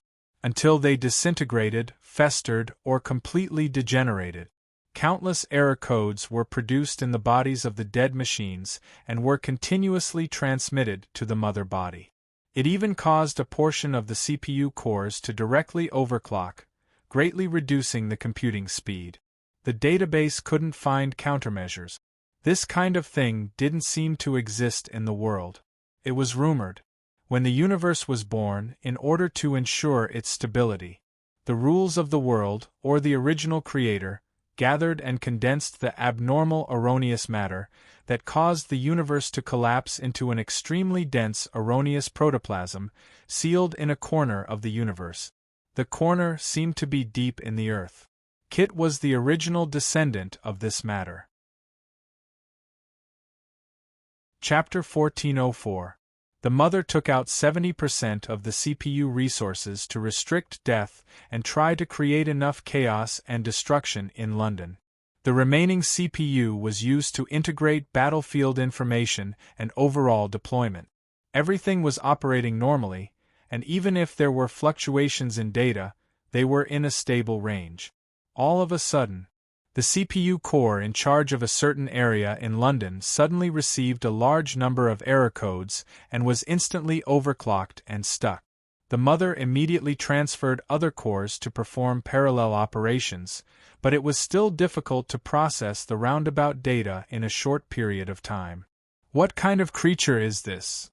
The mother quickly made a decision to block the area where the error codes were uploaded. The associated program network was closed and set up as an isolated area. The extra CPU cores were used for regulation in other areas. Because her body had been locked by death, trying to go to the area of the incident would also lead death over, leading to an extremely bad result. She had to temporarily give up the management of the area. With the cause program, Maravinga Kasher and the body craftsman, Eagle Savita, they should be able to handle the emergency even without the assistance of the program network. According to the information that was previously uploaded, a group of very special young mantis demons blocked in front of them. Their level is between gate opening and mythical. As long as Maravinga takes it seriously, it shouldn't be a problem. The mother's decision meant that the area no longer provided real-time networking and online upgrade features. Everything was left to the two mythical bodies to deal with. Deep in the void, an eye similar to the Oidor structure was observing everything that was happening on the battlefield, staring at the fluid that was constantly spreading like a virus and corroding, distorting, and messing up all the normal and orderly substances. Bop, who was in the void, had an unsightly expression. Kit, this guy, seems to be extremely negative and world-weary, which is not conducive to development and growth, but with his attributes, it can make the error even more chaotic. It's even more conducive to the deep expansion of the error disease. No wonder the evil ancestor valued him so much. Compared to the situation in the original game, the level of pollution in London is one level higher. It's quite troublesome to clean it up afterwards, and a little carelessness could even erode the core of London. In addition to the pressure from the war and the follow-up battle plans, London may not be able to withstand it. I hope the information given by Nicholas is true and credible. When the next stage comes, I must go to the so-called Herbalin Company to check it out. When Kit revealed his true form, Sally and the others took out the crystals that they had prepared in advance and formed a close-fitting barrier around their bodies, using a mystic technique. These crystals were personally made by Pop and were specially used to isolate the corruption from Kit. This was something that was necessary when fighting with Kit, and it was also something that the hybrid demons had been researching for a long time. Perhaps Kit and the corresponding existence behind him were a mistake, but since they existed, they certainly had a meaning. If the error that could threaten the hybrid demon world could be used properly, it would be a powerful force. Kit, this fellow is really capable. Black Goat Sally stood among the buildings with sticky organs. She stared at the distorted and disorderly scene on the street, and her eyelids kept twitching. Now it's up to Green and the rest. If it drags on for too long, this guy Kit really won't be easy to retrieve. Time retreated slightly to the beginning of the battle. They were designated as the single-point breakthrough side. Grim joined forces with Eugene to deal a fatal blow to Savita. Due to his direct action, Grim immediately attracted the attention of over 10,000 soldiers. However, Grim didn't even have time to dance before he was seized by Miss Helen's external release. Apart from mythical bodies who weren't affected, everyone below mythical level was attracted by Helen. Seeing the stage taken away, Grim was very unhappy. Helen, this fellow, if it weren't for that thing in your body being too troublesome, I would have gone to the House of Witches to teach you a lesson after the game. Forget it. After all, there are still 2 mythical bodies to deal with. Eugene's shot just now was pretty good. Compared to the last game in London, this fellow has improved a lot. Grim had just thought of this. A roar of warning suddenly came. Grim, hurry and dodge. Immediately after, a strange shadow film shrouded them. Savita, the human craftsman, had already completely retracted the assassin curtain used for troop movements, and once again unfolded a very threatening domain. Domain unfolding, prison dismemberment, mythical, with the tip of his foot on the ground, a film-like domain spread out in all directions. Eugene, with his eyes, sensed that something was wrong in advance and quickly retreated. Grim, who was still thinking about the stage being taken away, was completely caught in it. Instantly, his 5 senses were deprived, and even his movements became extraordinarily slow. A second later, the domain was withdrawn. Grim's body was all cut into thin slices no more than 1 centimeter thick. The wounds were also accompanied by an irreparable black substance, metal in small particle groups, that could damage the origin. This scene made Eugene, who was retreating, sweat profusely. If he had been shrouded in it just now, he was afraid that his life would have been in danger. A mythical body close to the king-level barrier? The pressure is even greater than that of a dominator. Just as Eugene thought of this, there was a foreign substance in his throat. Immediately after, whoosh, a pair of arms full of black nails completely opened Eugene's mouth from the inside out. Grim, who was covered in stinky mucus and even had a lot of eyeballs stuck to it, slowly crawled out and shook off the sticky substance with a look of disgust. Eugene, you're still as stinky and disgusting as ever. But, thanks a lot for just now. Thanks to Eugene's timely reminder, Grim was able to radiate the insanity domain onto Eugene's body and used it as an abyss beacon. The new Grim curiously stared at the target not far away. This guy is more interesting than I expected, but there's one thing I don't understand. The shot you just shot seemed pretty good to me, and the damage that the equipment should have done was all dealt. It's just a mythical body, so why isn't it affected? No matter what, it should have cried out in pain, right? Is it related to the attributes of your equipment? Is this stick used for healing? No. My eyes saw the situation just now very clearly.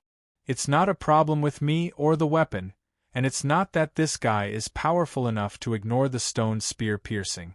It's just that someone is interfering.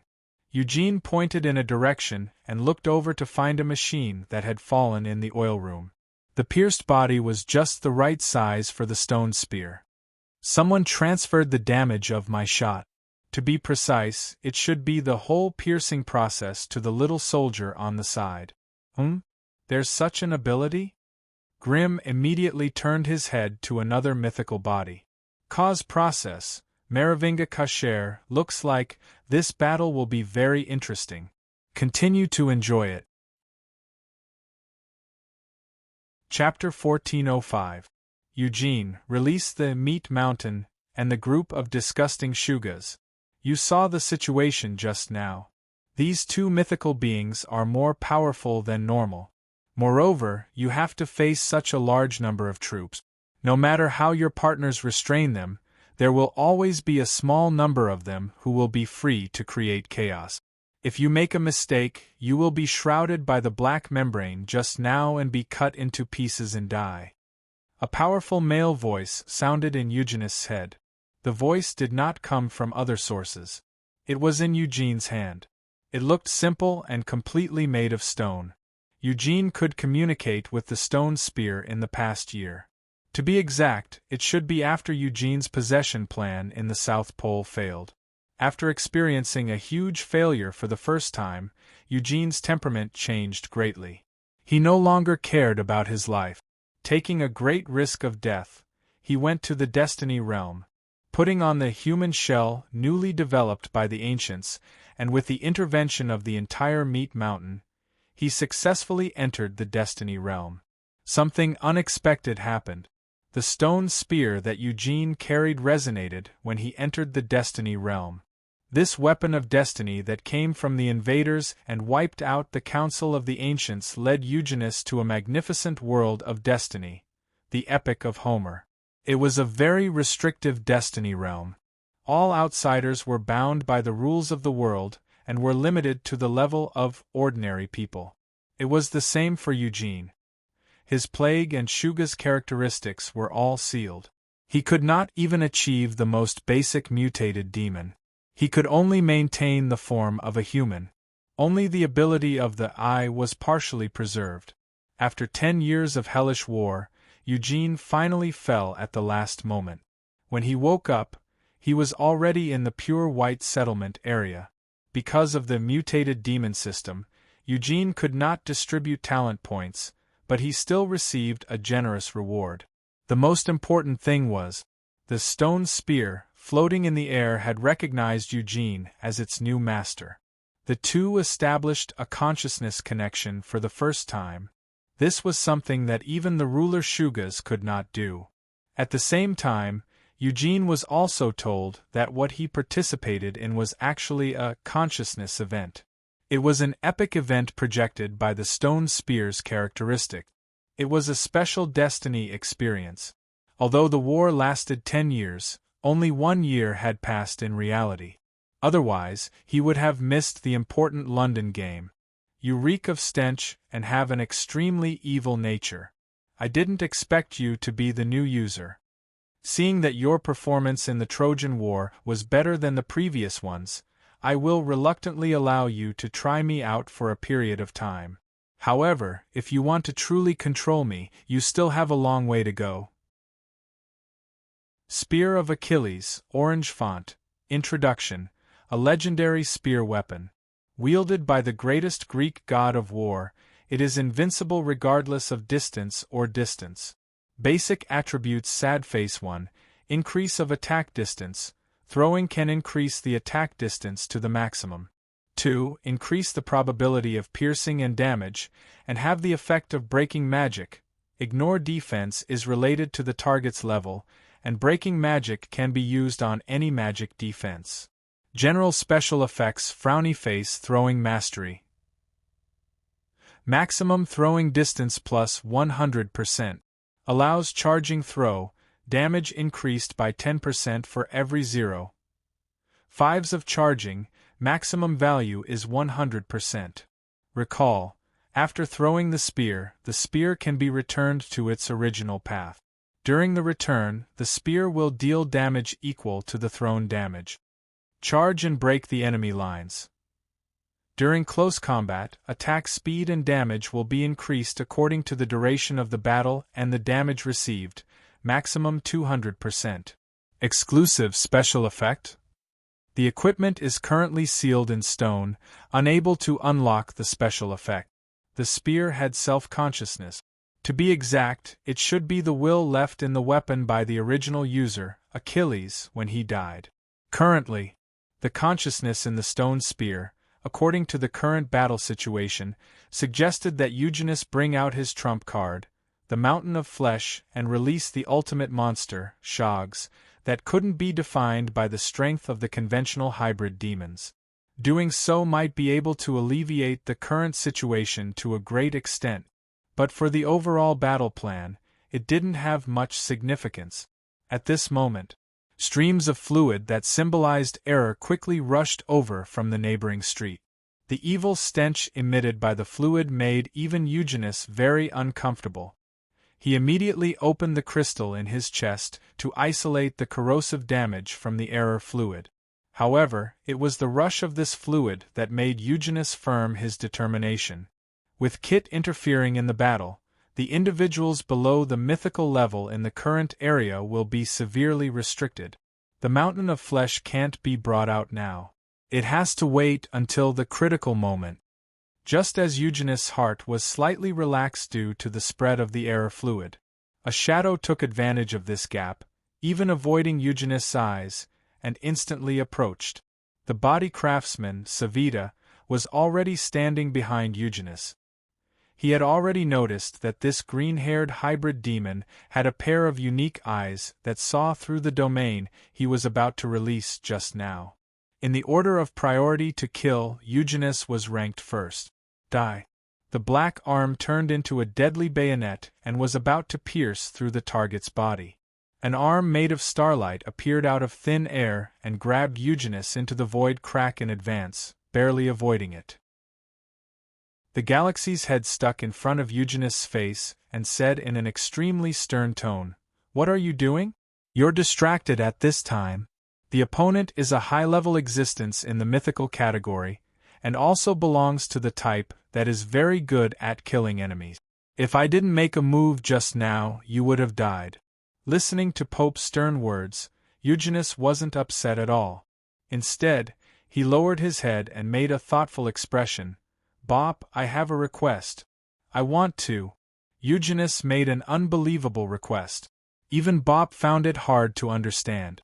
"You're serious? Well, you should know the situation better than I do. The most troublesome thing isn't the shadow mythical that cut Grimm into pieces. Instead, it's another mythical that can be changed at the level of cause and effect. If we can't restrain this guy, all our attacks will be ineffective, and worse things may happen. Besides, the Roshan is still hidden in my body. If I can't hold on, I'll take it out to buy time." Hearing this, the galaxy in Pope's head also spun at a high speed. "Putting aside your personal risk, this plan is indeed good. Eugenus, are you ready? Come on." Pope faced his palms and crossed his fingers. The ancient books hanging around his body began to flip. Void descent, using personal power to bring the void into the streets of London. A strange ball of light diffused in the colors of starlight spread out in the streets, forming a hemispherical space with a radius of 50 meters. There was only one target, the great master assassin Eagle Savita. The completely sealed void area had been formed, completely isolated from the outside world. Although there was only a thin layer of film, it was like the distance between the deepest part of the sea and the surface. At the same time, the fifth prime substance, the revered Eugenus Trevolo, was included in the void. This was the battle plan proposed by Eugenus. He alone would restrain Savita, and the other four would work together to deal with Merovinga Kasher, who controlled cause and effect. This way, Eugenus might die, but he might also be recognized by the superior. Chapter 1406. Void Descent. This move consumed a lot of energy, causing Pope to fall into a state of void confinement. For a period of time, He would be unable to use mid-level and above void secret technique. But the effect of this move was needless to say. After the hemispherical void isolated the body craftsman, it directly cut him off from all related parties. The cause program Merlot could not sense the existence of his teammates at all. The space disturbance coefficient is close to infinite? There is actually someone in the hybrid demon group who can control this kind of high-dimensional space. The Mother's current technology can only reach the fifth dimension at most. It seems that the ancient secret techniques in S01 are indeed very valuable. This scene was beyond Merlot's expectations and completely disrupted his plan. Merlot had originally intended to use peripheral assistance to intervene in the entire battle through cause and effect, allowing the highly lethal body craftsman to kill the hybrid demons blocking the way one by one. I didn't intend to make a move, but I didn't expect the problem to become so troublesome. However, such an area shouldn't be maintained for a long time. Before Savita escapes, I'll kill as many hybrid demons as possible. It's really boring, I'm clearly not the commander. Merlot's fighting will was relatively negative because he couldn't obtain command. There was no other way. The short, Spanish-looking man stretched out his hand to pull at his tie, ready to do it himself. On the other side, Grimm, who was about to continue fighting, was suddenly blocked outside by the void territory. He looked unhappy. "Hey, Pope, what are you doing? You only let Eugenius have fun, but not me. That's not interesting enough. And that guy Eugenius is biased towards observation and sneak attack. Won't he die in such a closed-off, frontal battle without any obstacles?" A response immediately came from the void. "This is Eugenius' own decision. Whether he dies or not, it gives us an excellent opportunity for a 4v1. Next, we need to imprison, seriously injure, or kill another mythical body in a short period of time. Try to let Eugenius survive. Also, Kit's state is more unstable than I expected. If we can't end the battle early, the corruption pollution will penetrate into the core of London. Things will be very troublesome. In addition, I need to recover for a while. During this time, I can't use void transfer. I need you, Grimm, to set the attack rhythm and let Aslan and Vader play to their maximum effect." "Okay." Grimm spread out his hands and had to turn his gaze to the Spaniard, who looked obviously weak. Crunch, crunch. Grimm dragged Miss Black Swordlyle and walked toward Merovinga. When the blade slid across the ground, it produced an extremely ear-piercing scratching sound. At the same time, it left a series of fingernail scratches that emitted black gas. His left hand was spread open in the air, and the hole in his palm was constantly enlarging. Domain release. True abyss demonic domain. A colorless and formless abyssal domain quickly spread in all directions. All the surrounding holes were under Grimm's direct control and could be used as the entrance and exit of the abyssal domain. It was very strange. His domain had clearly covered Merlawinka, but Grimm could not receive any notifications, nor could he create an abyss opening on this person's body. It is indeed very special. Since there is no natural hole, let me make one for you. Ha! Grimm, who was walking on the road, suddenly disappeared. The next second, the mechanical life form closest to Merlawin was suddenly paralyzed. Its eyes widened and Grimm, who was covered in engine oil, crawled out from it. The speed was unbelievably fast. It seemed that a part of Guta's power was still in Grimm's body. A black shadow slashed down. The blade landed on Melawinka's right shoulder. It was as if countless fingernails had sunk into his flesh, attempting to tear off his entire right arm. Whoosh! The right arm was thrown into the air. Grimm's eyes widened. He could not understand what was happening in front of him. Miss Lyle, who was in his hand, had clearly successfully slashed into the target's right shoulder, and had even sunk into it. However, it was Grimm's own right arm that was thrown into the air. The wound was filled with wriggling black fingernails. Without waiting for Grimm to react, Merlawinka immediately gave a flying side kick, hitting Grimm's abdomen. Boom! The sound wave that broke through the air reverberated through the street. Grimm, whose arm had been cut off, flew backward like a bullet. After breaking through 3 buildings, he crashed into the back kitchen of a restaurant. His brain was buzzing nonstop. After completing the sidekick, Merlawinka tidied his suit and revealed a very indifferent expression at the same time. In a situation where you were injured by your own attack and were defenseless, you took my main kick and you didn't die? Moreover, your ability is very special.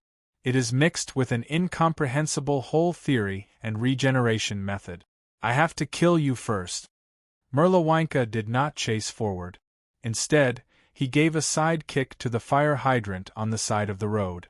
It looked like a swift kick, but the fire hydrant was intact. Only boom! A loud noise came from 3 streets away, accompanied by the collapse of the whole building. Grimm was kicked out again. The side of his head was imprinted with a clear shoe print. Blood mixed with crazy attributes flowed out from the wound. Some kind of cause and effect relationship had been established. Merlawinka only needed to make an attack action to make the result feedback to Grimm's body. Boom! A punch came out. Grimm, who was flying in the air, was smashed to the ground by a punch, forming a crack more than 10 meters deep. It was followed by a series of downward punches, stomping with all his strength. The power of each blow was very terrible. It really affected Grimm's body. The pit was also constantly cracking and expanding. A large amount of crazy blood that symbolized Grimm's origin was wantonly splashing. Grimm, if you continue like this, you will really die. Why don't you resist? The voice came from Grimm's weapon, Miss Lyle.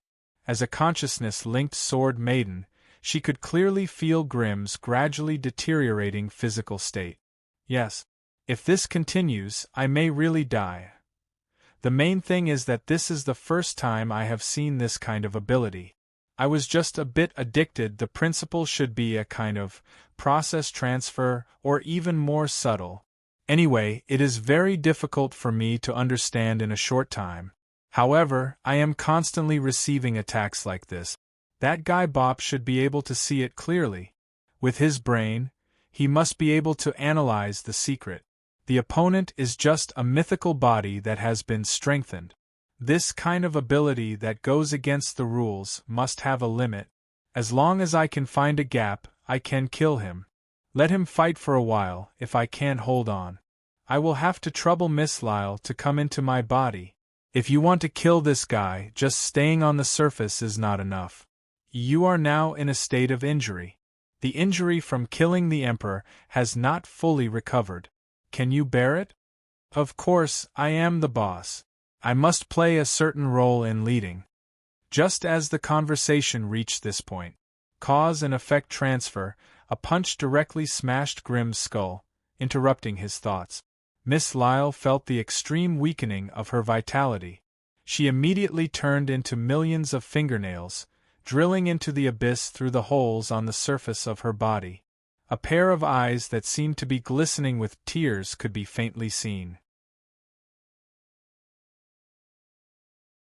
Chapter 1407.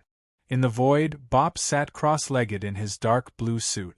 His galactic brain was working rapidly. Grimm purposely maintained his posture of taking a beating, allowing his opponent to use his cause-related ability multiple times. This way, Bop would have the opportunity to analyze the principle behind it. Just as Bop had guessed, this kind of deep ability, even a late-stage mythical existence would not be able to fully control this ability. Staring at Grimm, who was constantly being beaten and losing his life force, Bop's gaze changed slightly. TSK. This is really annoying. Scenes of what had happened in the original game flashed through Bop's mind. This cooperation is limited to this time. After this, we will have nothing to do with each other. Temporarily putting aside the conflict with Grimm, forgetting the past memories, he focused on analyzing his opponent's ability. It turned out that Grimm's risking his life to take a beating was effective. Bop had already seen the relevant principle through the subtle fluctuations of the space particles. The principle is a directional, lossless, and perfect material transfer. This guy has a mythical ability that can perfectly transfer the most fundamental material movement to the area he wants. Especially the targets that are covered by his domain or marked by him, the effect is excellent. If I can capture the process of the transfer and disrupt it, I should be able to limit his ability. Thinking of this, Bop immediately sent a telepathic message to the other two who had been hiding in the void and were in excellent condition. Rational physique, Aslan Barbeau, a white shirt paired with a white suit, with a corsage made of ice flames in front of his chest. His movements were very elegant. King Star Wade Cousins, his fiery red hair gave him a feeling of an anime character. His dry skin was covered with crescent-shaped connective tissue. The designer had custom-made a wine-red suit for him. The shirt was opened so that the hollow structure of his chest and the celestial body that was rotating inside could be seen. You guys have seen the opponent's strange ability. You guys adjust your own rhythm and try to attack together. I will secretly try to interfere with the cause and effect transfer. The final victory will be decided when Grimm returns to the battlefield. To touch the mythical level and completely destroy it, we will need to borrow Grimm's crazy characteristics and the weapon in his hands. Aslan's narrowed eyes were slightly curved. He was holding two strange flints in his hands. There is no need to set the rules so rigidly. Let's look at the specific situation. Grimm has suffered so many mythical attacks that his brain was directly smashed by the mythical attack. It is very likely that his consciousness is injured. Whether they could return to the battlefield in time was still a problem. Besides, who among you can guess what Green is thinking? I will throw Green out of the battle plan and seriously deal with the target. As he spoke, Aslan's hand gently rested on Vader's shoulder. Let's go, Vader. Remember to keep up with my pace. All right, I'll do my best. Oh right, I have a plan for a surprise attack. Can you cooperate with me, Aslan? Vader had a serious look on his face. In his heart, he only wanted to do his best to win this war. Ambush plan? Tell me about it. Streets in London. The causal programmer Low was crazily attacking the ground, smashing and stomping. The street was about to be completely torn apart. All the attacks were accurately aimed at Glenn, who was 1 kilometer away. It looked like a very ordinary physical attack. In fact, due to the mythical factor, every punch and kick not only hit Grimm's body, but his soul was also being attacked. The inner walls of the abyss were filled with all kinds of fist pits and footprints. Many of the caves had even completely collapsed. The feeling of the skull being smashed made Merlot fall into a state of excitement. There was even a layer of brain matter on the surface of his fist. As expected of a special mantis demon, the toughness of the soul is comparable to a few or even dozens of door openers. However, no matter how special it is, there is still a limit. He should be dying soon. Merlot felt the cracking of the skull and prepared to stomp on the brain completely. Just as he raised his right foot and was about to stomp down, buzz! A void portal opened in front of him.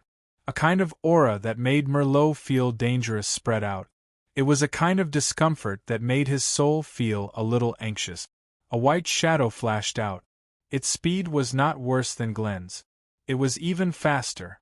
A whip kick was directly aimed at Merlot's face. A large amount of ice flames that could burn the soul spread out between the trousers. The spreading ice flames surrounded the target in the form of a circle. Danger perception and a sudden attack. Merlot instinctively put his arms in front of his face. At the same time, he spread a kind of causal field in the direction of the white shadow. Once the capture was successful, all the opponent's attacks would be transferred back. Buzz! At the moment when the attack was about to hit, Aslan abruptly and steadily stopped her kicking motion. She put her hands in her pockets and maintained a very standard side kick posture. The tip of her leather shoes was floating with ice flames. She was just 1 centimeter away from Merlot. The ice flames that spread out only surrounded the periphery and had the effect of blocking the vision. Aslan stared at Merlot with narrowed eyes. "I haven't kicked yet." Suddenly, another void portal was formed in the periphery, giving a certain buffer distance. The terrifying energy that was like the Earth's core was accumulating. His body turned into a red light that could not be seen by the naked eye and instantly broke through the outer layer of ice flames that Aslan had set up. Vader's sprint was achieved through the propulsive force of the planet produced by nuclear fusion. The target of such a huge propulsive force was only Vader. The sudden burst of speed caused an extremely exaggerated sound wave to explode in the street.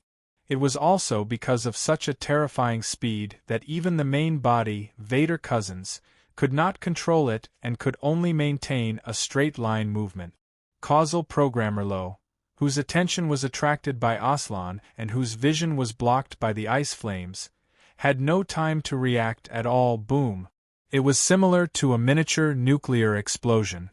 The nearby enemy soldiers were all engulfed in it and died. Vader, who had completed this attack, was also injured. His right arm had evaporated during the collision. The red planet on his chest had also become slightly dimmer, and its rotation speed had decreased. Amidst the dust, a furious and complaining voice sounded. "Cough, cough, cough. Vader, are you really not afraid of death? If the other party had reacted and transferred all the impact to you, I'm afraid you wouldn't even have dregs left. Cough, cough. What a mess." Aslan slowly walked out of the dust and removed the shield that covered her entire body. Even so, she was still completely charred from the explosion. Less than 30% of her suit was still hanging on her body. Vader, who was covered in dust, said with a serious expression, "There's only one chance for a sneak attack like this. I have to go all out. The effect is pretty good, but it's not enough to kill a mythical body. Aslan, quickly go over and continue applying pressure. I'll follow right away." "Okay, hurry up." The terrifying cracks produced by the impact extended to 3 kilometers away. A machine with broken limbs and scattered lines all over its body was twitching in the ruins. Chapter 1408. Even without Vader's reminder, Aslan knew very well that the target was not dead yet, so he needed to give chase immediately and use the opportunity to continue pressuring him. The attack just now was indeed terrifying, but it had not reached the level of crushing a mythical. The most fundamental difference between a mythical entity and a low-level existence was that the survival of a mythical entity did not rely on the world to a certain extent, but relied on the mythical scroll that had already formed its own rules to survive. Therefore, it was almost impossible to kill a mythical entity beyond one's level. That was exactly the case. Han Dong and Grimm worked together to kill the Golden Saint. In reality, the saint was sucked into the passage to the center of madness. This incident made all the craftsmen in the Saint Order, including the Titan who sat on the top floor, feel an inexplicable fear. If they had not signed an agreement with the Black Tower, they would have definitely cut off all ties with the S-01 world after the incident. The impact just now was a little strange. Although it felt like a perfect hit, there was a very strange feeling when the explosion happened. Aslan moved as fast as he could along the path torn by the explosion. In the meantime, a pure stream of ice spread all over his body, repairing the white suit that was completely damaged by the explosion. This showed that Aslan was still very satisfied with this suit. At the same time, the ice stream also slowly flowed under his skin, removing the stains on the surface of his body, and at the same time, healing all the injuries that were affected by the explosion. The explosion should not have affected this place, right? These are. Along the way, Aslan saw a large number of broken machines, completely twisted and broken metal residue, completely melted metal liquid that sank into the pit, burned and broken core parts. All the signs showed that they were hit by Vader's planetary collision. Did this guy disperse all the impact force when he was hit? Such a scene made Aslan frown, his mouth muttering a string of ancient language that even most of the hybrid demons could not understand. Could be understood as the hybrid demon ancient language. Crystal clear ice crystal tentacles slightly appeared on the surface of Aslan's body, leaving strange patterns that looked like birthmarks on his skin. As it was covered by the suit, no changes could be seen. Charging to the end. In the wreckage of the building, the Spanish-looking cause program Merovinga was lying in the depths of the ruins. It looked like a human's body, but it was also made of machinery. His back, which had suffered a direct hit, was completely split open. The metal spine and various broken cables were exposed. High-purity engine oil continued to seep through, and electromagnetic sparks continued to jump. Even if the protection program automatically transferred the power to the 23 mechanical soldiers at the moment of impact, would the main body still suffer such damage? Even my core program is in chaos. As expected of a hybrid demon from S01. It was no wonder that the group of blacksmiths were so conservative. It was rumored that a mythical blacksmith had been killed by a group of young hybrid demons who were not even at the mythical level. One of the young mantis demons that had just come out from the deeper space had energy that was several times stronger than normal. However, the one who was truly dangerous was the one who controlled the white flame. My program analysis can't be wrong. His flames should be able to ignore the exterior and burn the interior. It should even be able to burn the core of my program. Really, I don't want to use the source code provided by the mother at all. Merlot didn't care about the mother's code and didn't install it in advance. Of course, he had already sensed the ice flame approaching, and a string of source code with the mother's understanding was immediately added to his main program. Although his program framework was completely different from the mother's, the source code was similar. The speed at which it accepted the code was twice or even several times faster than other mythical bodies. The moment of acceptance, Merlot fell into an extremely strange state. His consciousness seemed to have arrived at the center of a supercomputer, and there was a path to Wu King here. Of course, the scene in front of him could only be observed, but even so, it made Merlot feel more enlightened. Is this how the mother completed the mechanical ascension? For a moment, the mechanical body that had been hit by the planetary impact began to change. It didn't repair itself but completely disintegrated. Even the original nano on the surface of the chip was completely disintegrated, disassembled into the most basic components, and reconstructed in a unified manner. Merlot consciousness was in a sublimated state, perfectly accommodating the source code given by the mother. At the same time, Aslan rushed to the scene, and the scene in front of him made his whole body twitch slightly. What is this thing? Metal lines like iron worms were crawling and assembling, and the number was probably in the hundreds of millions.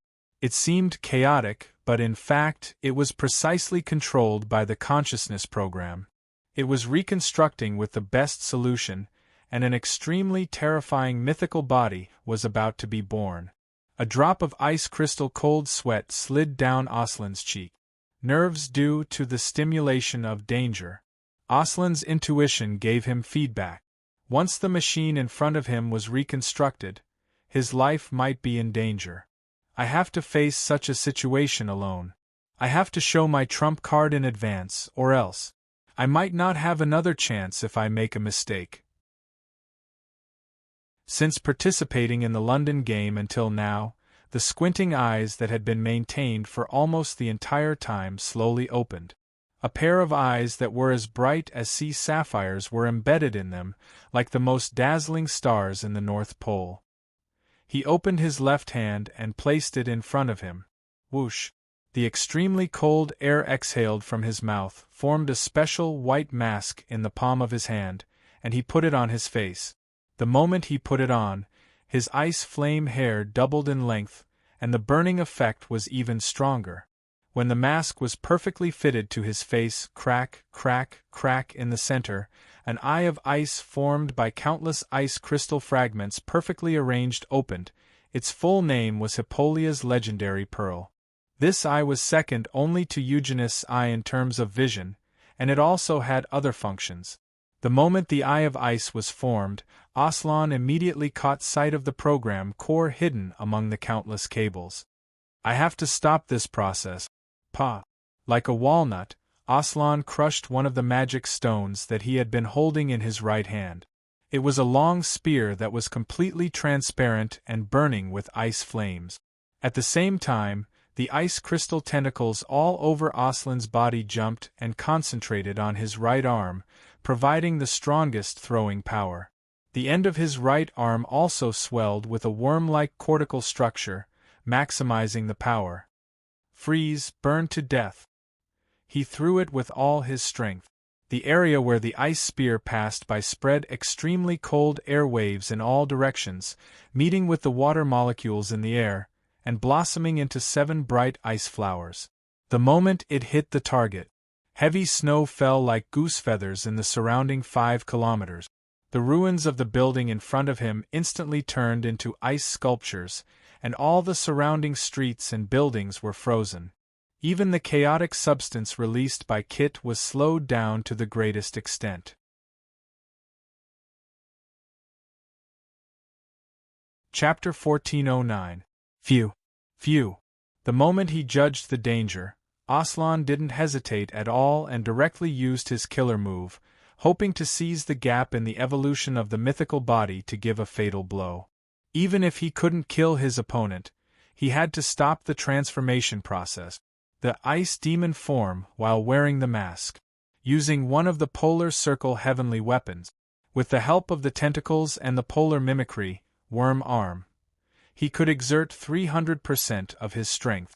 The variables, brought about by the superposition of the above changes, caused a huge burden on the body.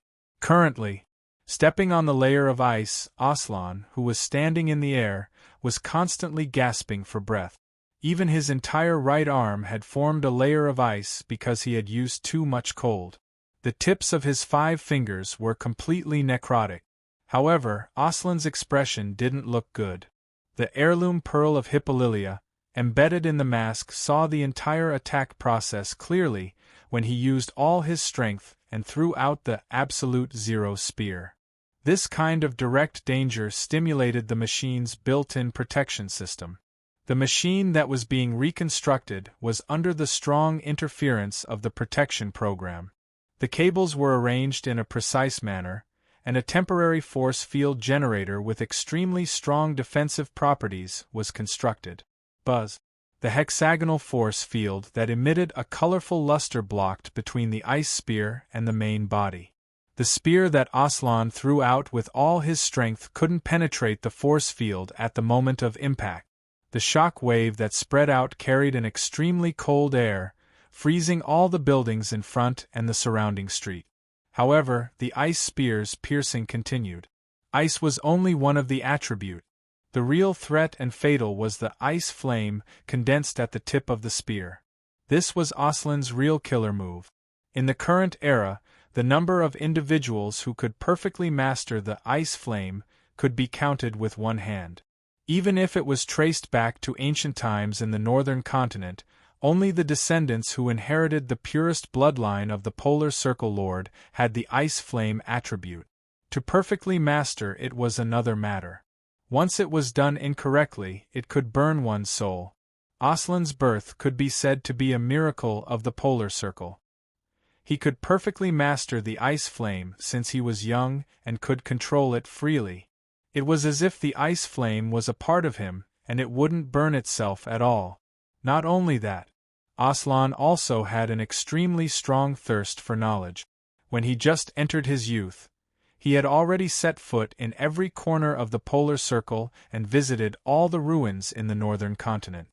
He memorized all the history of the Polar Circle and the obscure inscriptions. Even the slumbering Polar Circle Lord was awakened by him. According to the standards of the previous Origin games, Aslan was completely capable of winning the championship. Unfortunately, at the same time as him, two even more terrifying existences were born in different corners of the universe. Many geniuses were born in the same era, which meant that something big was bound to happen in this era. The ice flame condensed at the tip of the spear finally burned through the force field. Similarly, the power of the ice spear and the amount of ice flames were also greatly weakened during this process. They were not even 15% of their initial power. The remaining energy barely managed to pierce into the main body of the machine that was wrapped in cables. The remaining ice flames were all released. Sizzle! Thick white smoke rose from the point of impact, even completely covering the cause program, Merlot pattern. At the same time, the 10th Prime, Vader Cousins, had completed the reconstruction of his right arm. It wasn't regenerated, but forged using the universe ores thrown down by the mythical celestial bodies, and rushed to the scene. The red planet on his chest rotated rapidly. In the palm of his hand, he condensed an energy ball with the attribute of destruction and madly threw it in the direction of the target. At the same time, from his eyes, he also shot out a destructive beam to attack the target together. Continuous explosions rang out in the city until the ruins of the frozen buildings were completely annihilated, leaving only the ground full of craters. But just as Vader was about to continue bombarding, he was stopped by Aslan. Save some energy. Besides, if you continue bombarding like this, the city of London will reach the critical point ahead of time. Okay. Vader's energy seemed to be inexhaustible. After a round of bombardment, his breathing only sped up slightly. Not long after the bombardment stopped, a series of angry and continuous insults came from the dust. "You white bastard, damned ice-cold hybrid demon, stinking stupid pig! You actually dared to burn my core program. I must capture you alive and extract your consciousness into the mechanical skeleton that can sense the greatest amount of pain and torture you endlessly." Aslan didn't care about the other party's insults at all. She only focused on the depths of the dust. "Vader, it's coming. Give me some stimulant." "Okay." Vader's voice, which was like a master of opera, emitted a vigorous and loud singing voice, limited to hybrid demons of the same level. Aslan immediately received an enhancement effect called Celestial Body Voice. All her attributes increased by 10% and she entered a state of absolute focus in battle. To the left. The frost eye caught the shadow in the dust and made a swinging motion. Extreme ice muscles, left half body. About 5 layers of ice formed between the skin and flesh. There were also a large number of worm-like tentacles in between, which acted as a buffer. As expected. The effect of karma transfer, without any process and without any warning. A punch landed directly on the left half of Aslan's body. However, the power of this punch was much stronger than the one that bombarded Grimm previously. Bang! A crisp sound of ice cracking could be heard. Aslan, who received a huge impact, crashed straight to the ground. There was still a lot of blood flowing between her mask. Aslan, who crashed into the ground and created a large crater, held her abdomen tightly with her palm. Not only was her extreme ice muscles completely shattered, but a large piece of her flesh was also bitten off. There were also metal cables that looked like iron worms hanging from the wound. This didn't look like an injury caused by a fist at all.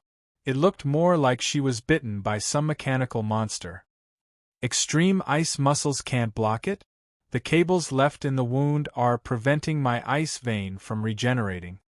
Aslan clenched her teeth and tried to burn the wound with her ice flame. Oh no! It's coming again! Aslan was about to wrap her whole body with ice. The attack didn't come for a long time. The attack that was supposed to be transmitted through karma transfer seemed to have been blocked.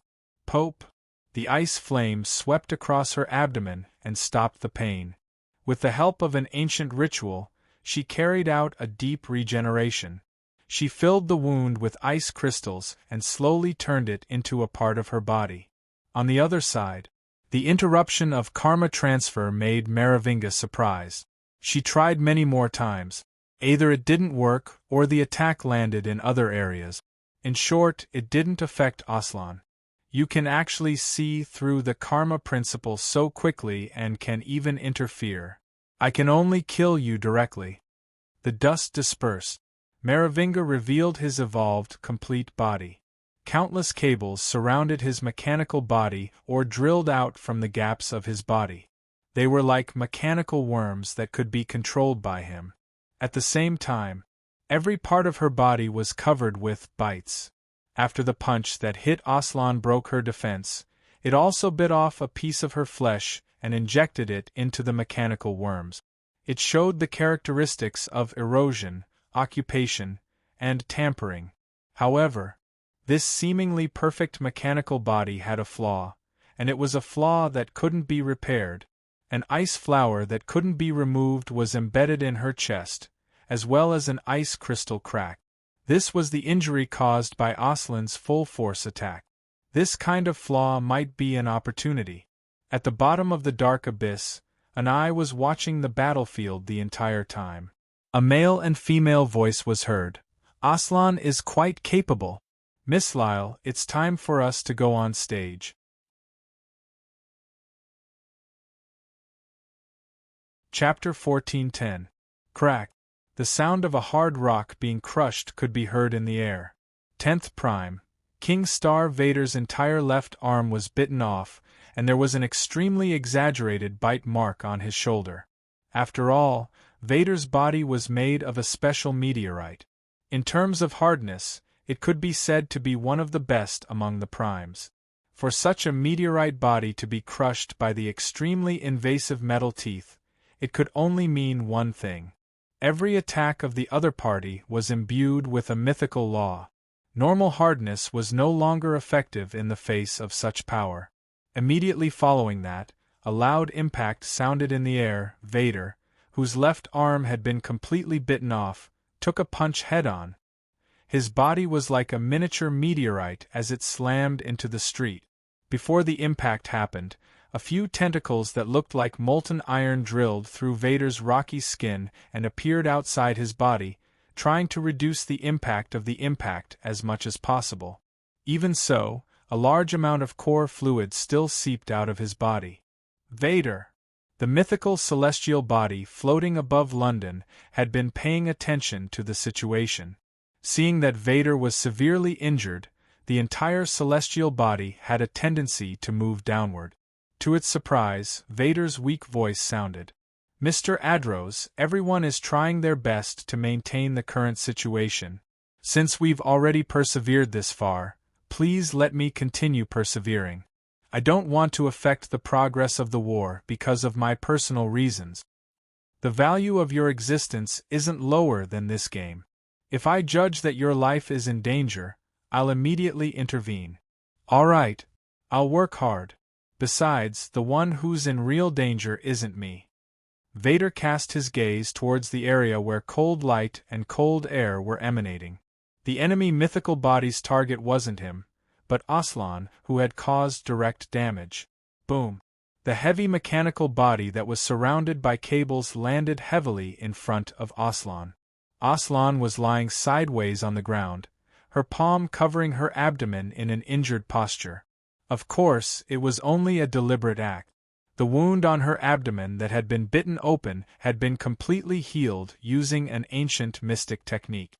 However, even if she could successfully launch a sneak attack, Aslan couldn't think of a way to win.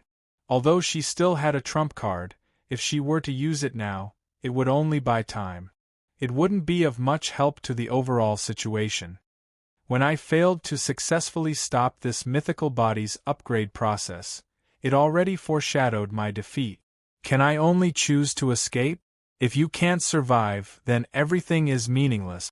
Under the mask, Aslan's eyes were filled with unwillingness. This was not the result he wanted. At the same time, the causal program Maravinga's insults sounded again. You stupid white pig, how dare you stop me from leveling up?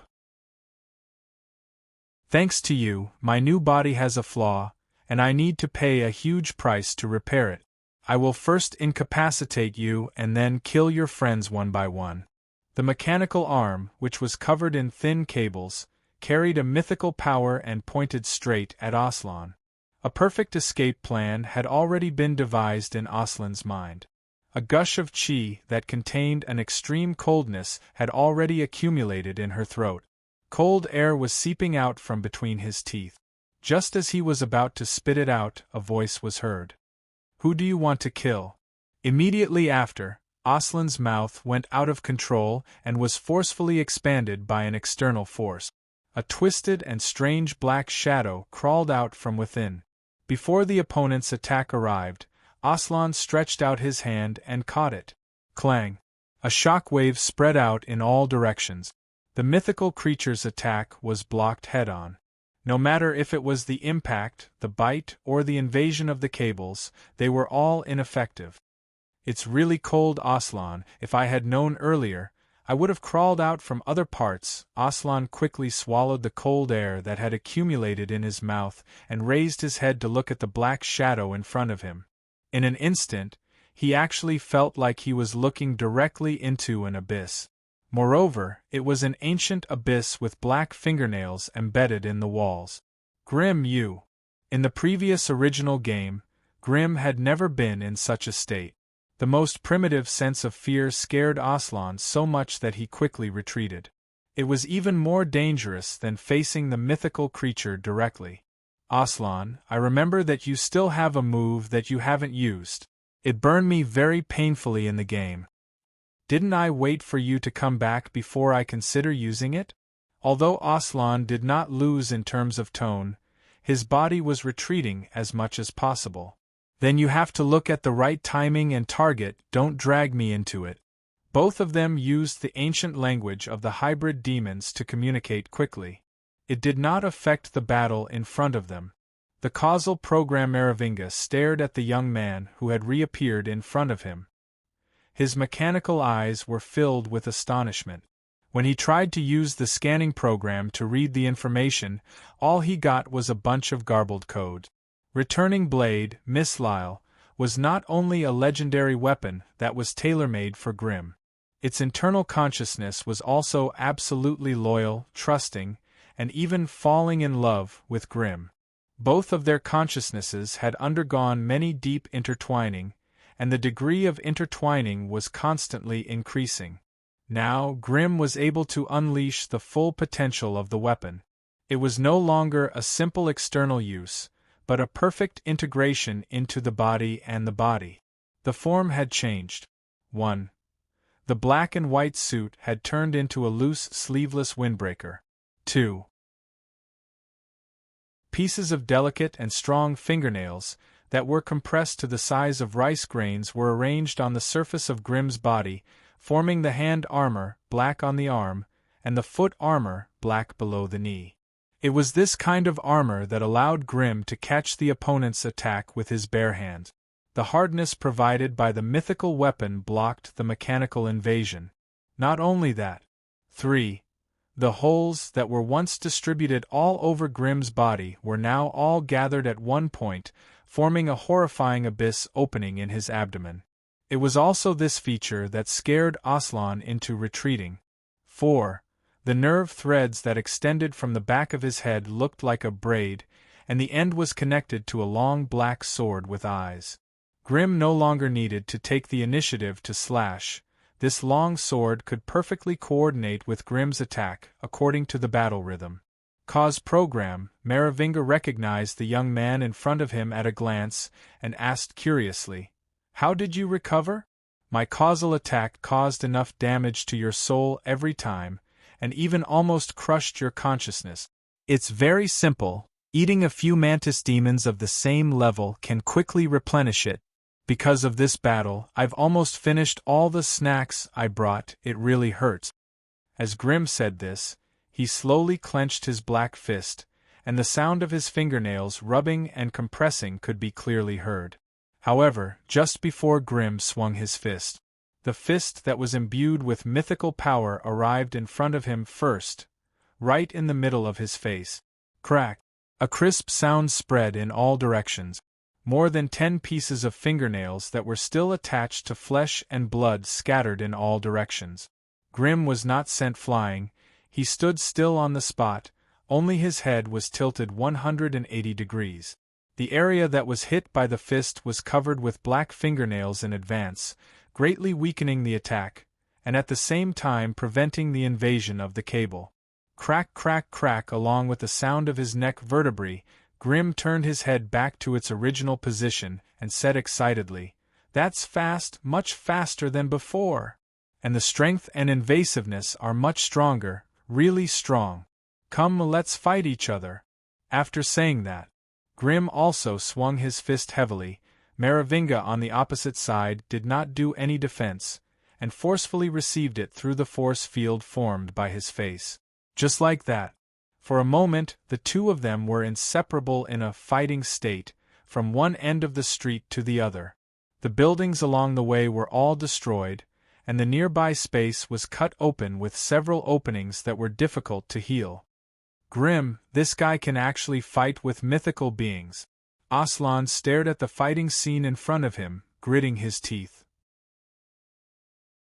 Although he was very unwilling to accept the gap between him and Grim, deep in his heart, he hoped that Grim could continue to persevere. Crack! The other flint in his hand was crushed. Different from the absolute zero gun from before, this flint corresponded to a pair of ordinary white gloves. The moment Aslan put on the gloves, his entire aura changed. A strange ice flame appeared in his eyes. Victory or defeat depends on this. Chapter 14:11. So painful, but it feels really good. Grim was completely immersed in such close combat. He even regarded it as a relatively important performance on the London stage.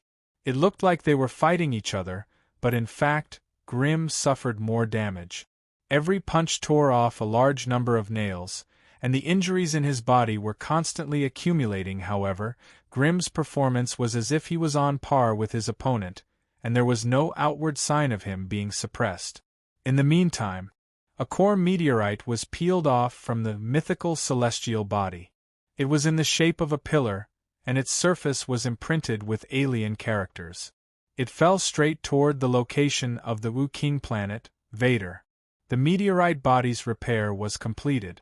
The new meteorite body could contain the destruction energy within the body and no longer release it.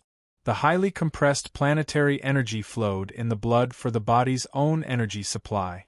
Heavenly God's disposition. This was Vader's trump card in battle.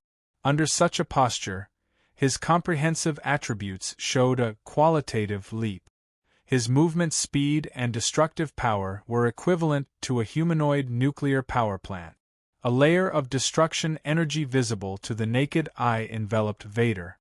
When he moved at high speed, it produced a phenomenon similar to a comet's tail. It was somewhat similar to the seance in Dragon Ball. With Vader's strong intervention, the situation turned into a 2v1. However, it was still only to maintain a balance.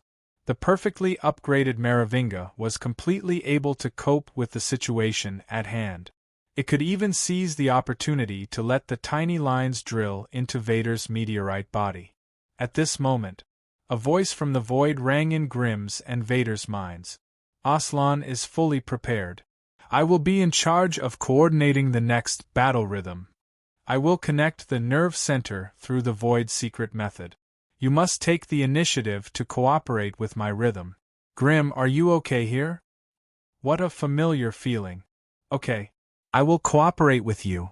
Bop, the voice transmission ended. The starry, inverted triangle imprint appeared in the cranial cavities of the three at the same time. The mental connection had been established. Bop, who was in the depths of the void, had divided his brain into two galaxies. One of them was responsible for continuing to interfere with the cause and effect transmission. The other was responsible for the battle rhythm. At this moment, Bop was more like a music conductor standing in the middle of a grand theater. An epic musical feast was about to be played. For a moment, Grim and Vader's attack frequency suddenly increased. Moreover, Grim's moves seemed to be even crazier. He would even use the suction force of the abdomen abyss to grab his opponent with both hands and directly open his mouth to bite. However, this fast-paced attack only lasted for a little more than 10 seconds. Just as the cause program, Merlot's rune, was about to adapt, the two of them simultaneously stopped attacking and quickly retreated. But a crisp snap of a finger came from below. Aslan stood up straight, and the ice eye embedded in her mask locked onto her target.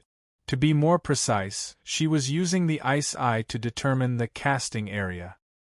He raised his right hand, which was wearing a white glove, in the air. The instant he snapped his fingers, a pillar of flame tens of meters tall was instantly formed with Merovinga as the center.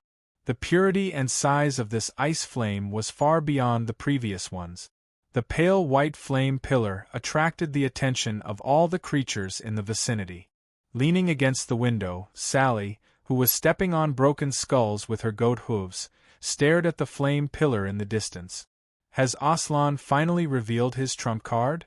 The turning point should be here soon.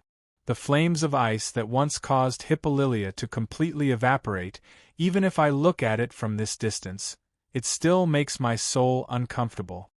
At the same time, the wrong fluid flowing in the streets was kept as far away as possible from the area where the flame pillars were generated.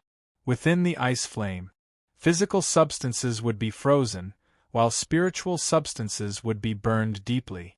Merlot, who was in the center of the flame pillar, let out a mechanical scream. The metal on the surface of his body was rapidly frozen. Most importantly, the ice crystal crack on his chest acted as a transmission medium, successfully guiding part of the ice flame to the core program's soul. Such direct damage was destroying the mythological scroll. Just as Merlot was trying to resist the ice flame, the flame pillar suddenly retreated. Grim and Vader continued to attack from the front and back, launching a high-intensity attack. At the same time, there was a void energy surrounding the two of them. Whoosh! Grim was in front, and Vader was behind.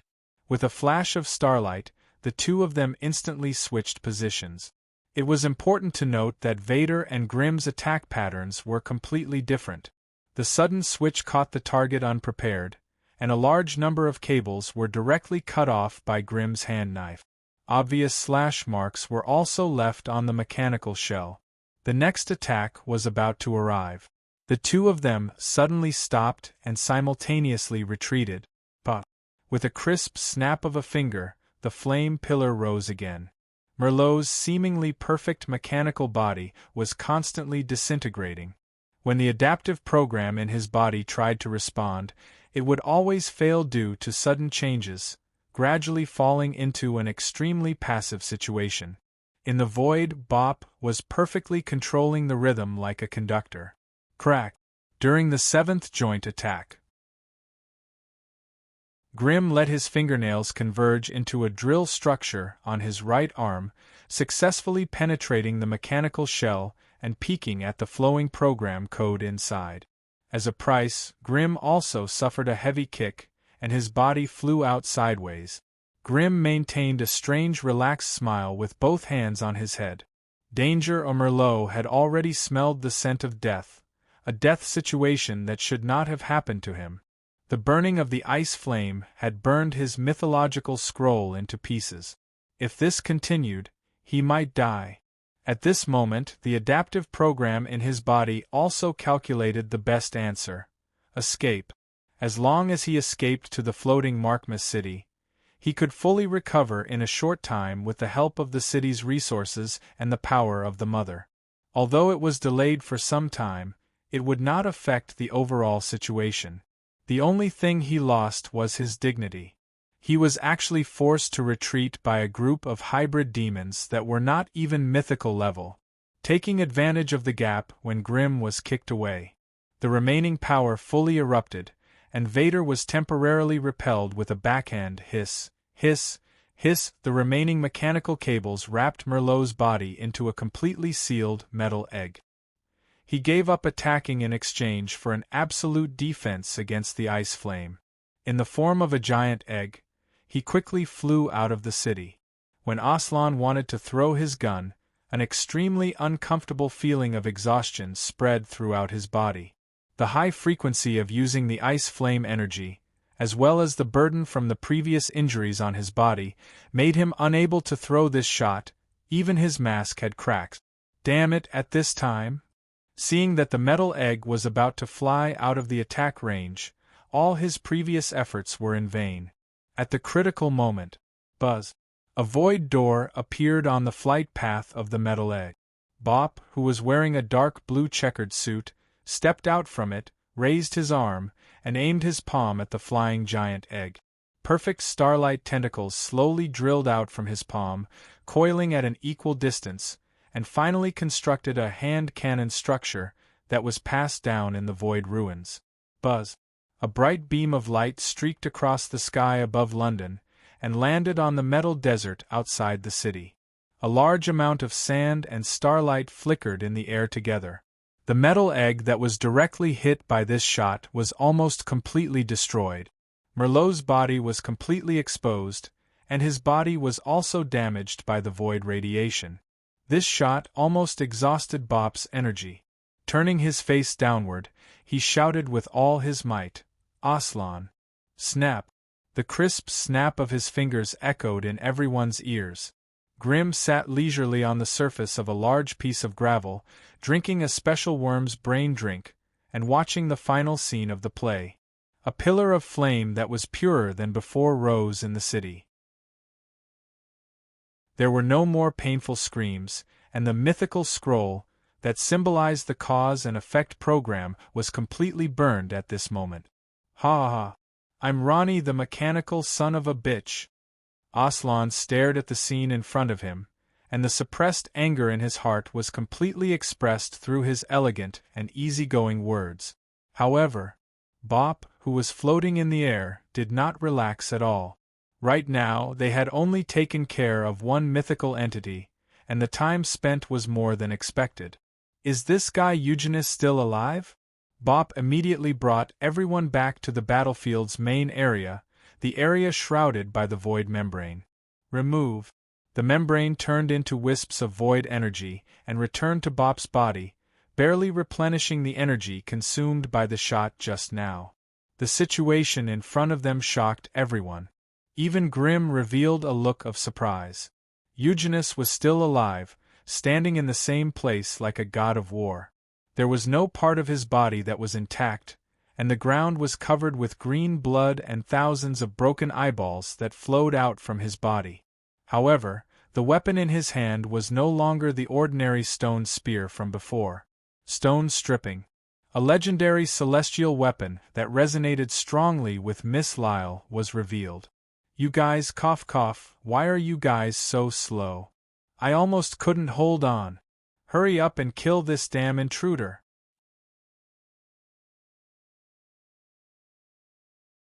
Chapter 14:12. The Matrix was the first to receive the news of Merovinga's death from the causality program. One had to know that Melewenka was one of her top generals. Logically speaking, according to the cause and effect and the program network enveloping the battlefield, he should be the most difficult to kill among all the mythical creatures. The problem was that the area where Merovinga was located continued to upload a large number of error codes, forcing the Matrix to close the program network in that area. This also caused the program life to be unable to send itself back to Markham's through the program network in times of crisis. Merovinga was a program that even I found difficult to deal with, and he actually died here. Among the individuals fighting with him, someone could see through and interfere with the cause and effect. This kind of death made the Matrix feel uneasy. At the same time, the entire city of Markham's entered a full energy consumption mode, and a large number of Terminators were produced. Because the mythical creatures attacking the city were integrated with the teleportation crystal before, there were constantly beams of light descending on the battlefield, providing a steady stream of troops for the attacking forces. The existence of the program network allowed the program life to be transmitted back to the main city in time before death, minimizing the loss of personnel. Merovingia's death was not good news. But the other theaters were in a state of suppression, and as time passed, the advantage continued to expand. The overall battle line was constantly shrinking toward the inner city. As long as this could be maintained, the final victory would inevitably be achieved. Merovingia's death added a sense of impatience to the matrix. The gears of war slowly accelerated, and finally rolled to the next node. High in the sky, although Mother Night was fighting the Black Dragon with all her strength, a small part of her mind was also observing the overall situation in London. She didn't need to observe in detail, she only needed to determine the depth of the enemy's advance. The depth of the invaders' arrival had reached the standard. The Black Dragon fighting her was also in a more impatient state. Squeak, squeak, squeak, thousands of dark tentacles grew from the back of Mother Night, growing to a length of hundreds of meters. There was also a thin layer of dark matter connected to each other, forming an extremely conspicuous pair of dark wings in the sky. Such a change startled Black Dragon Teplo, and it hurriedly reinforced its dragon scales, thinking that its mother was about to use her ultimate move. However, it seemed to be a special attack, but it was actually a signal. Through the most intuitive visual communication, it was transmitted to all the soldiers inside and outside of the war, indicating the arrival of the next stage. It's finally here. Outside of the Metal Desert, the wizard group, that had been lurking for a long time, the personal guards of Mother Night, finally waited for such a signal. They converged into a different black river and flowed toward London at the fastest speed. In the depths of the mine pit penetrated by the Hell Sword Burial in his demon form, Malone, who was wrapped in the living magic device, was panting a little. The living magic device had undergone too many regenerative processes, so its regenerative speed had obviously decreased. Many slash marks were clearly visible. Not far away, the Slayer Emperor in perfect pose. His head was covered in bandages, and his black hair had slid down his chest. Her body's as to full power of's powers to's as her she of she's had her. The S's names as of s. It was very difficult to determine a victor between kings of the same level, and it was almost impossible to kill one of them. Clang. Boom. Slayer Emperor's body smashed through the underground rock stratum and was thrown thousands of meters away. There was only one purpose for doing this. Ignoring his bleeding palm, Malone looked up at the entrance of the mine. The signal from Mother Evernight had been sent out. Is it finally almost done? He took out a glass bottle containing hell-scorched earth from his body and threw it up with all his might. The glass bottle leaped out of the mine and fell heavily on the metal desert. Bang! The bottle shattered. A wave of spatial interference quickly dispersed. The hell-scorched earth stored inside the bottle immediately spread out, covering the desert area within a range of about 10 kilometers. Not only that, knights in their peak state and wearing power armor appeared one by one. Not only did they include the Hell Knights, but they also included all the knights with offensive capabilities. The total number was about 60% of the expeditionary force. Charlie of the Secret Words Knights was also here. They were listed as outside the city in the battle plan and had been waiting for a long time. Staring at the smoke-filled and dilapidated London, the battle intent in their bodies had accumulated to the highest point. However, they did not advance at full speed immediately. They just lined up in a standard square formation and advanced slowly, as if waiting for something. Not long after, streams of black streams came from behind. Through the gaps deliberately left between the knights' formation, they quickly flowed into it. The wizard group that directly belonged to Mother Night and merged perfectly with the night. The hybrid demons and humans who had completed the meeting nodded to each other. They did not communicate much and formed a perfect army to advance toward the Holy City. The facts proved that the interaction plan proposed by Han Dong was useful. After 4 months of interaction in the city, the humans and the dark inhabitants of London had become familiar with each other. Frequent private exchanges had formed a tacit understanding of battle. Such a scene was unprecedented in history. There was no prejudice between the humans and the hybrid demons. They were on the same platform and provided complementary abilities to resist the invasion of foreign enemies together. Just as the high-spirited joint army was about to reach the periphery of the city wall, some of the knights and dark wizards with good perception looked at the other side of the city wall thousands of meters away. For a moment, beads of sweat the size of beans slid down the foreheads of some of the knights. They felt as if they were facing a great enemy.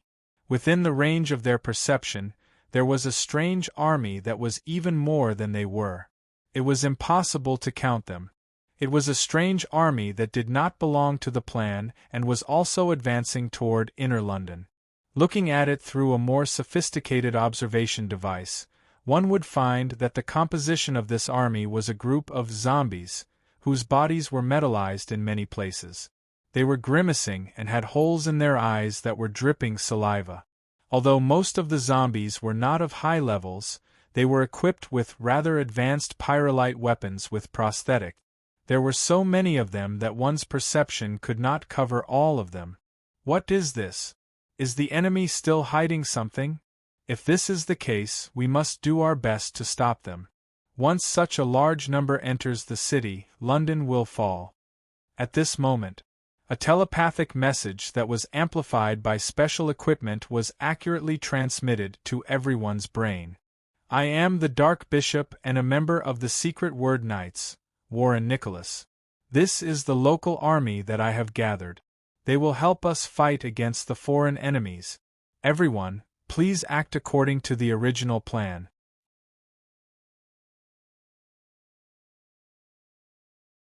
Chapter 14:13. Compared to his mother's witches or knights, Han Dong appeared to be more anxious. It was not the flames that constantly spewed out of the city, or the teleportation beams that continuously descended, because Han Dong knew very well that the inner city personnel would inevitably be at a disadvantage. What really made Han Dong anxious was, about half an hour before his mother gave the signal, as the Lord of the Scarlet Manor, he received a series of strange signals from the manor through the deed. It seemed that an unusual intruder had quietly sneaked into the manor. This would lead to the disclosure of the manor's secrets in advance. Moreover, Dr. Swelling and other researchers, who were important to Han Dong, would be in danger. Therefore, the moment Mother Night gave the signal, Han Dong immediately commanded the zombie army to launch a general attack. However, Han Dong did not mix in. First, to avoid being discovered by the mother in Markmas City. Second, to be able to rush back to the manor faster. The robot, Goldie, had prepared an efficient drilling engineering vehicle for Han Dong. He could use the underground mine to quickly return to the city of London. Before leaving, Han Dong still seriously reminded him of one thing. Goldie, when the time comes, listen to my instructions and ensure the correct operation of the device. Boss, don't worry, all the parameters have been drawn up. There will be no problem with me personally controlling it. I must let the bad guy who killed Little Pink realize his mistake. Okay. Han Dong did not say anything more and immediately got into the engineering vehicle.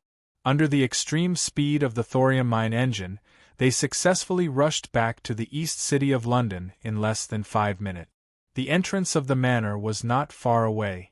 However, the surrounding streets were crowded with an entire enemy siege force. The troops were only guarding the periphery and did not make any invasion of the manor for the time being. The army stayed outside. The seal at the entrance of the manor was not destroyed, but the deed captured the existence of the intruder.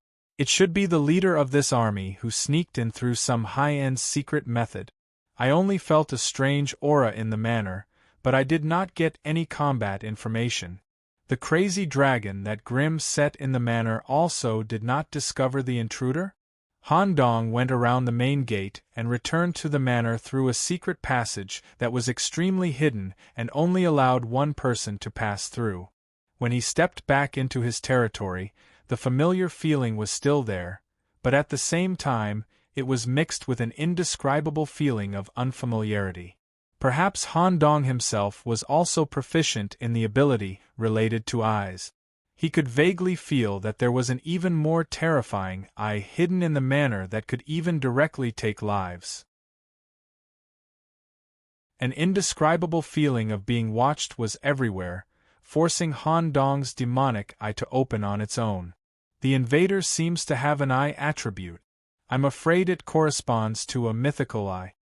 Han Dong, who was hiding in the shadows of the manor's borders, used his demonic eye to carefully observe the situation inside the manor with the help of the land deed. Soon, he discovered something. What's that? When the demonic eye observed a resident of the manor who was closest to Han Dong, a newborn blood descendant, it noticed something strange. There wasn't anything wrong with the bloodkin. Their behavior and consciousness were all normal. However, there was a tattoo that looked like an eye on the upper part of their chest. However, the tattoo didn't emit any aura. It might be the bloodkin's preference. Maybe it was tattooed on their own. But the next observation immediately proved the abnormality of the tattoo. All the residents of the manor observed by the demon eye had such an eye tattoo on their body. Because the tattoo had neither an aura nor an effect. Ordinary people may not be able to guess the problem, but Han Dong, who had an eye ability, could probably guess something. An informant? If my guess is right, the guy who invaded the manor has probably obtained the vision of all the residents. Whether I have contact with the residents of the manor, or other reinforcements coming to the manor, he will be the first to know. In the worst case, all the research results will be destroyed, and the doctors and the researchers will be executed. But this guy invaded the manor. Han Dong clenched his teeth, cold sweat slid down his cheek. Since the invader was a perceptual existence, Han Dong needed to be extremely cautious in every step. Space transmission, even if it was a void migration, would produce subtle fluctuations. It couldn't be used here for the time being. The only thing that could be used was the faceless skull's camouflage. Actions needed to be completely integrated with the environment. Even the exhaled air needed to be exactly the same as in the air. Through a secret passage leading to the underground laboratory, Han Dong quietly lurked. The abnormal aura transmitted to him by the title deed had already arrived at the underground laboratory. Core Experimental Area Dr. Swollen, Professor West from the town of Ridley, and the ancient people Han Dong painstakingly brought back from the South Pole gathered here to carry out the core experiment. Currently, there was a strange vehicle in the laboratory, a palanquin, for people with eyes dug out and their backs completely integrated with the palanquin knelt on the ground. The curtain of the palanquin had been lifted, and the intruder had disappeared. Bursts of strange voices came from the independent laboratory next door. What a novel research full of sins! You actually used so many living creatures to carry out experiments. Although the consciousness of the living creatures was extracted in advance and they were purely cultivated species, such inhumane research can't escape the sin. However, your results are very interesting. You can actually stuff all the characteristics of creatures from other worlds into the bodies of the hybrid demons. Although this place is not the core of London, the troops accumulated here are still a great threat. Moreover, this technology of integrating the characteristics of creatures from multiple worlds may be brought back to Sin Realm for us to use. What a good discovery! The crime of peeping, Pasta Wistalia, the skeleton was used as a support frame for the body. The nerve lines were used as the transmission of energy and perception. There were no internal organs, no blood vessels, and no brain. The only organization that existed was the eye. Other than the two eyes in the eye sockets of the skull, the joints of the bones all over the body, such as the elbows and knees, were replaced by eyeballs. Even the finger bones that were divided into 3 sections had small eyeballs as joint. The most special eye was located in the abdomen. It connected the upper and lower body. It was the tailbone and also the abdominal organ. At the same time, it was the core of this person, the eyeball that symbolized the myth. Just by looking at it, it could restrict the movements of all living creatures in the experimental area. Dr. Swollen, who tried to resist, had already fallen in a pool of blood. A large amount of brain mucus and various gear parts were scattered all over the ground. Fortunately, I didn't completely kill you. You should be the main person in charge of the experimental area, right? I need to use your brain to gain control of the area here and let all the experimental creatures complete their suicide. Otherwise, such an army would be very troublesome for me.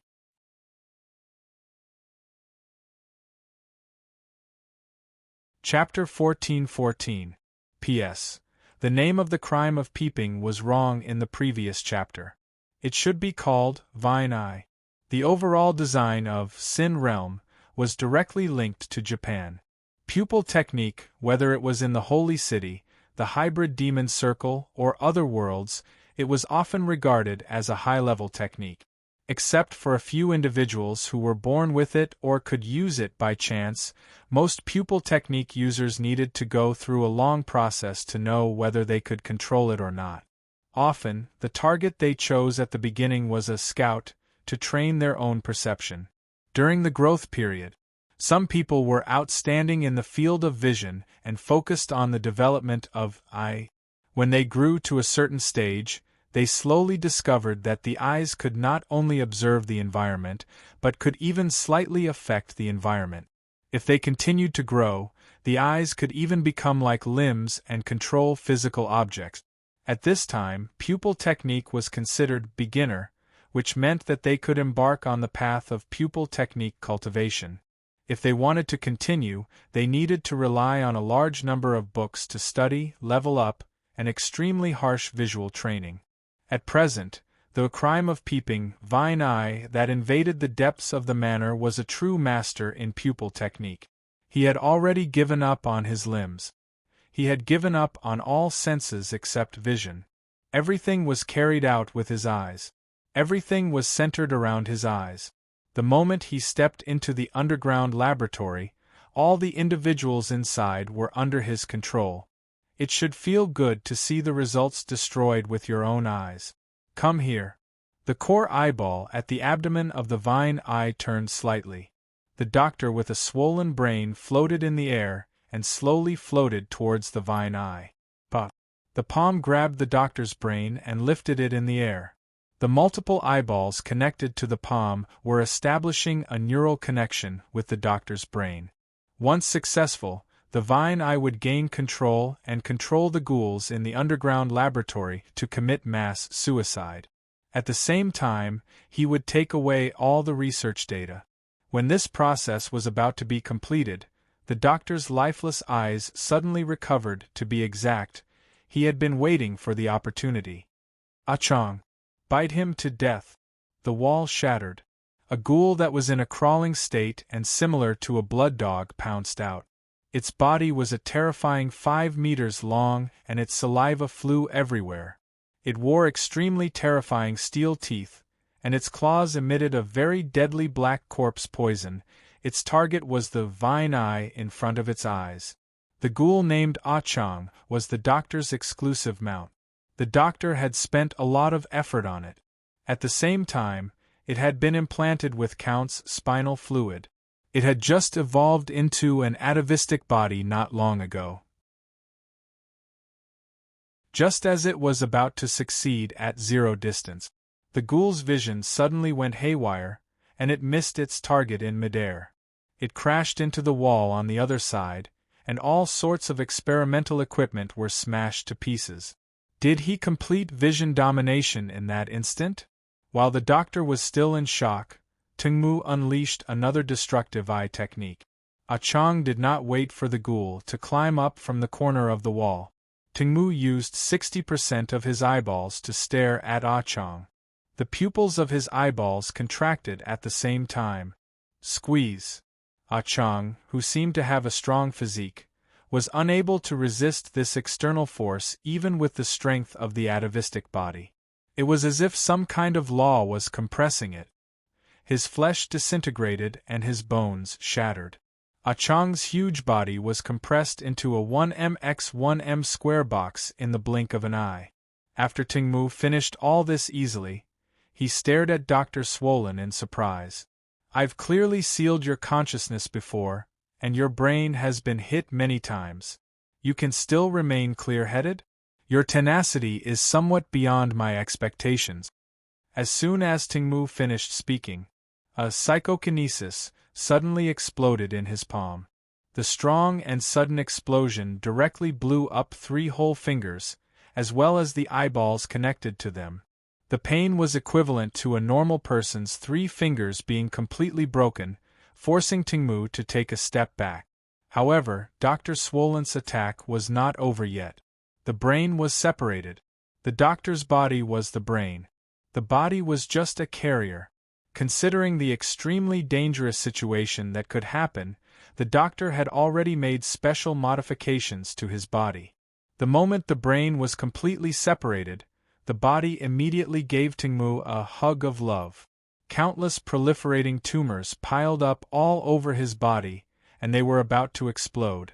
The doctor's brain also landed steadily. It was carried by the brain's tentacles and crawled quickly. As long as he could escape to the surface and inform the mythical dragon of the situation, he might be able to stop all this. However, the doctor's body did not explode.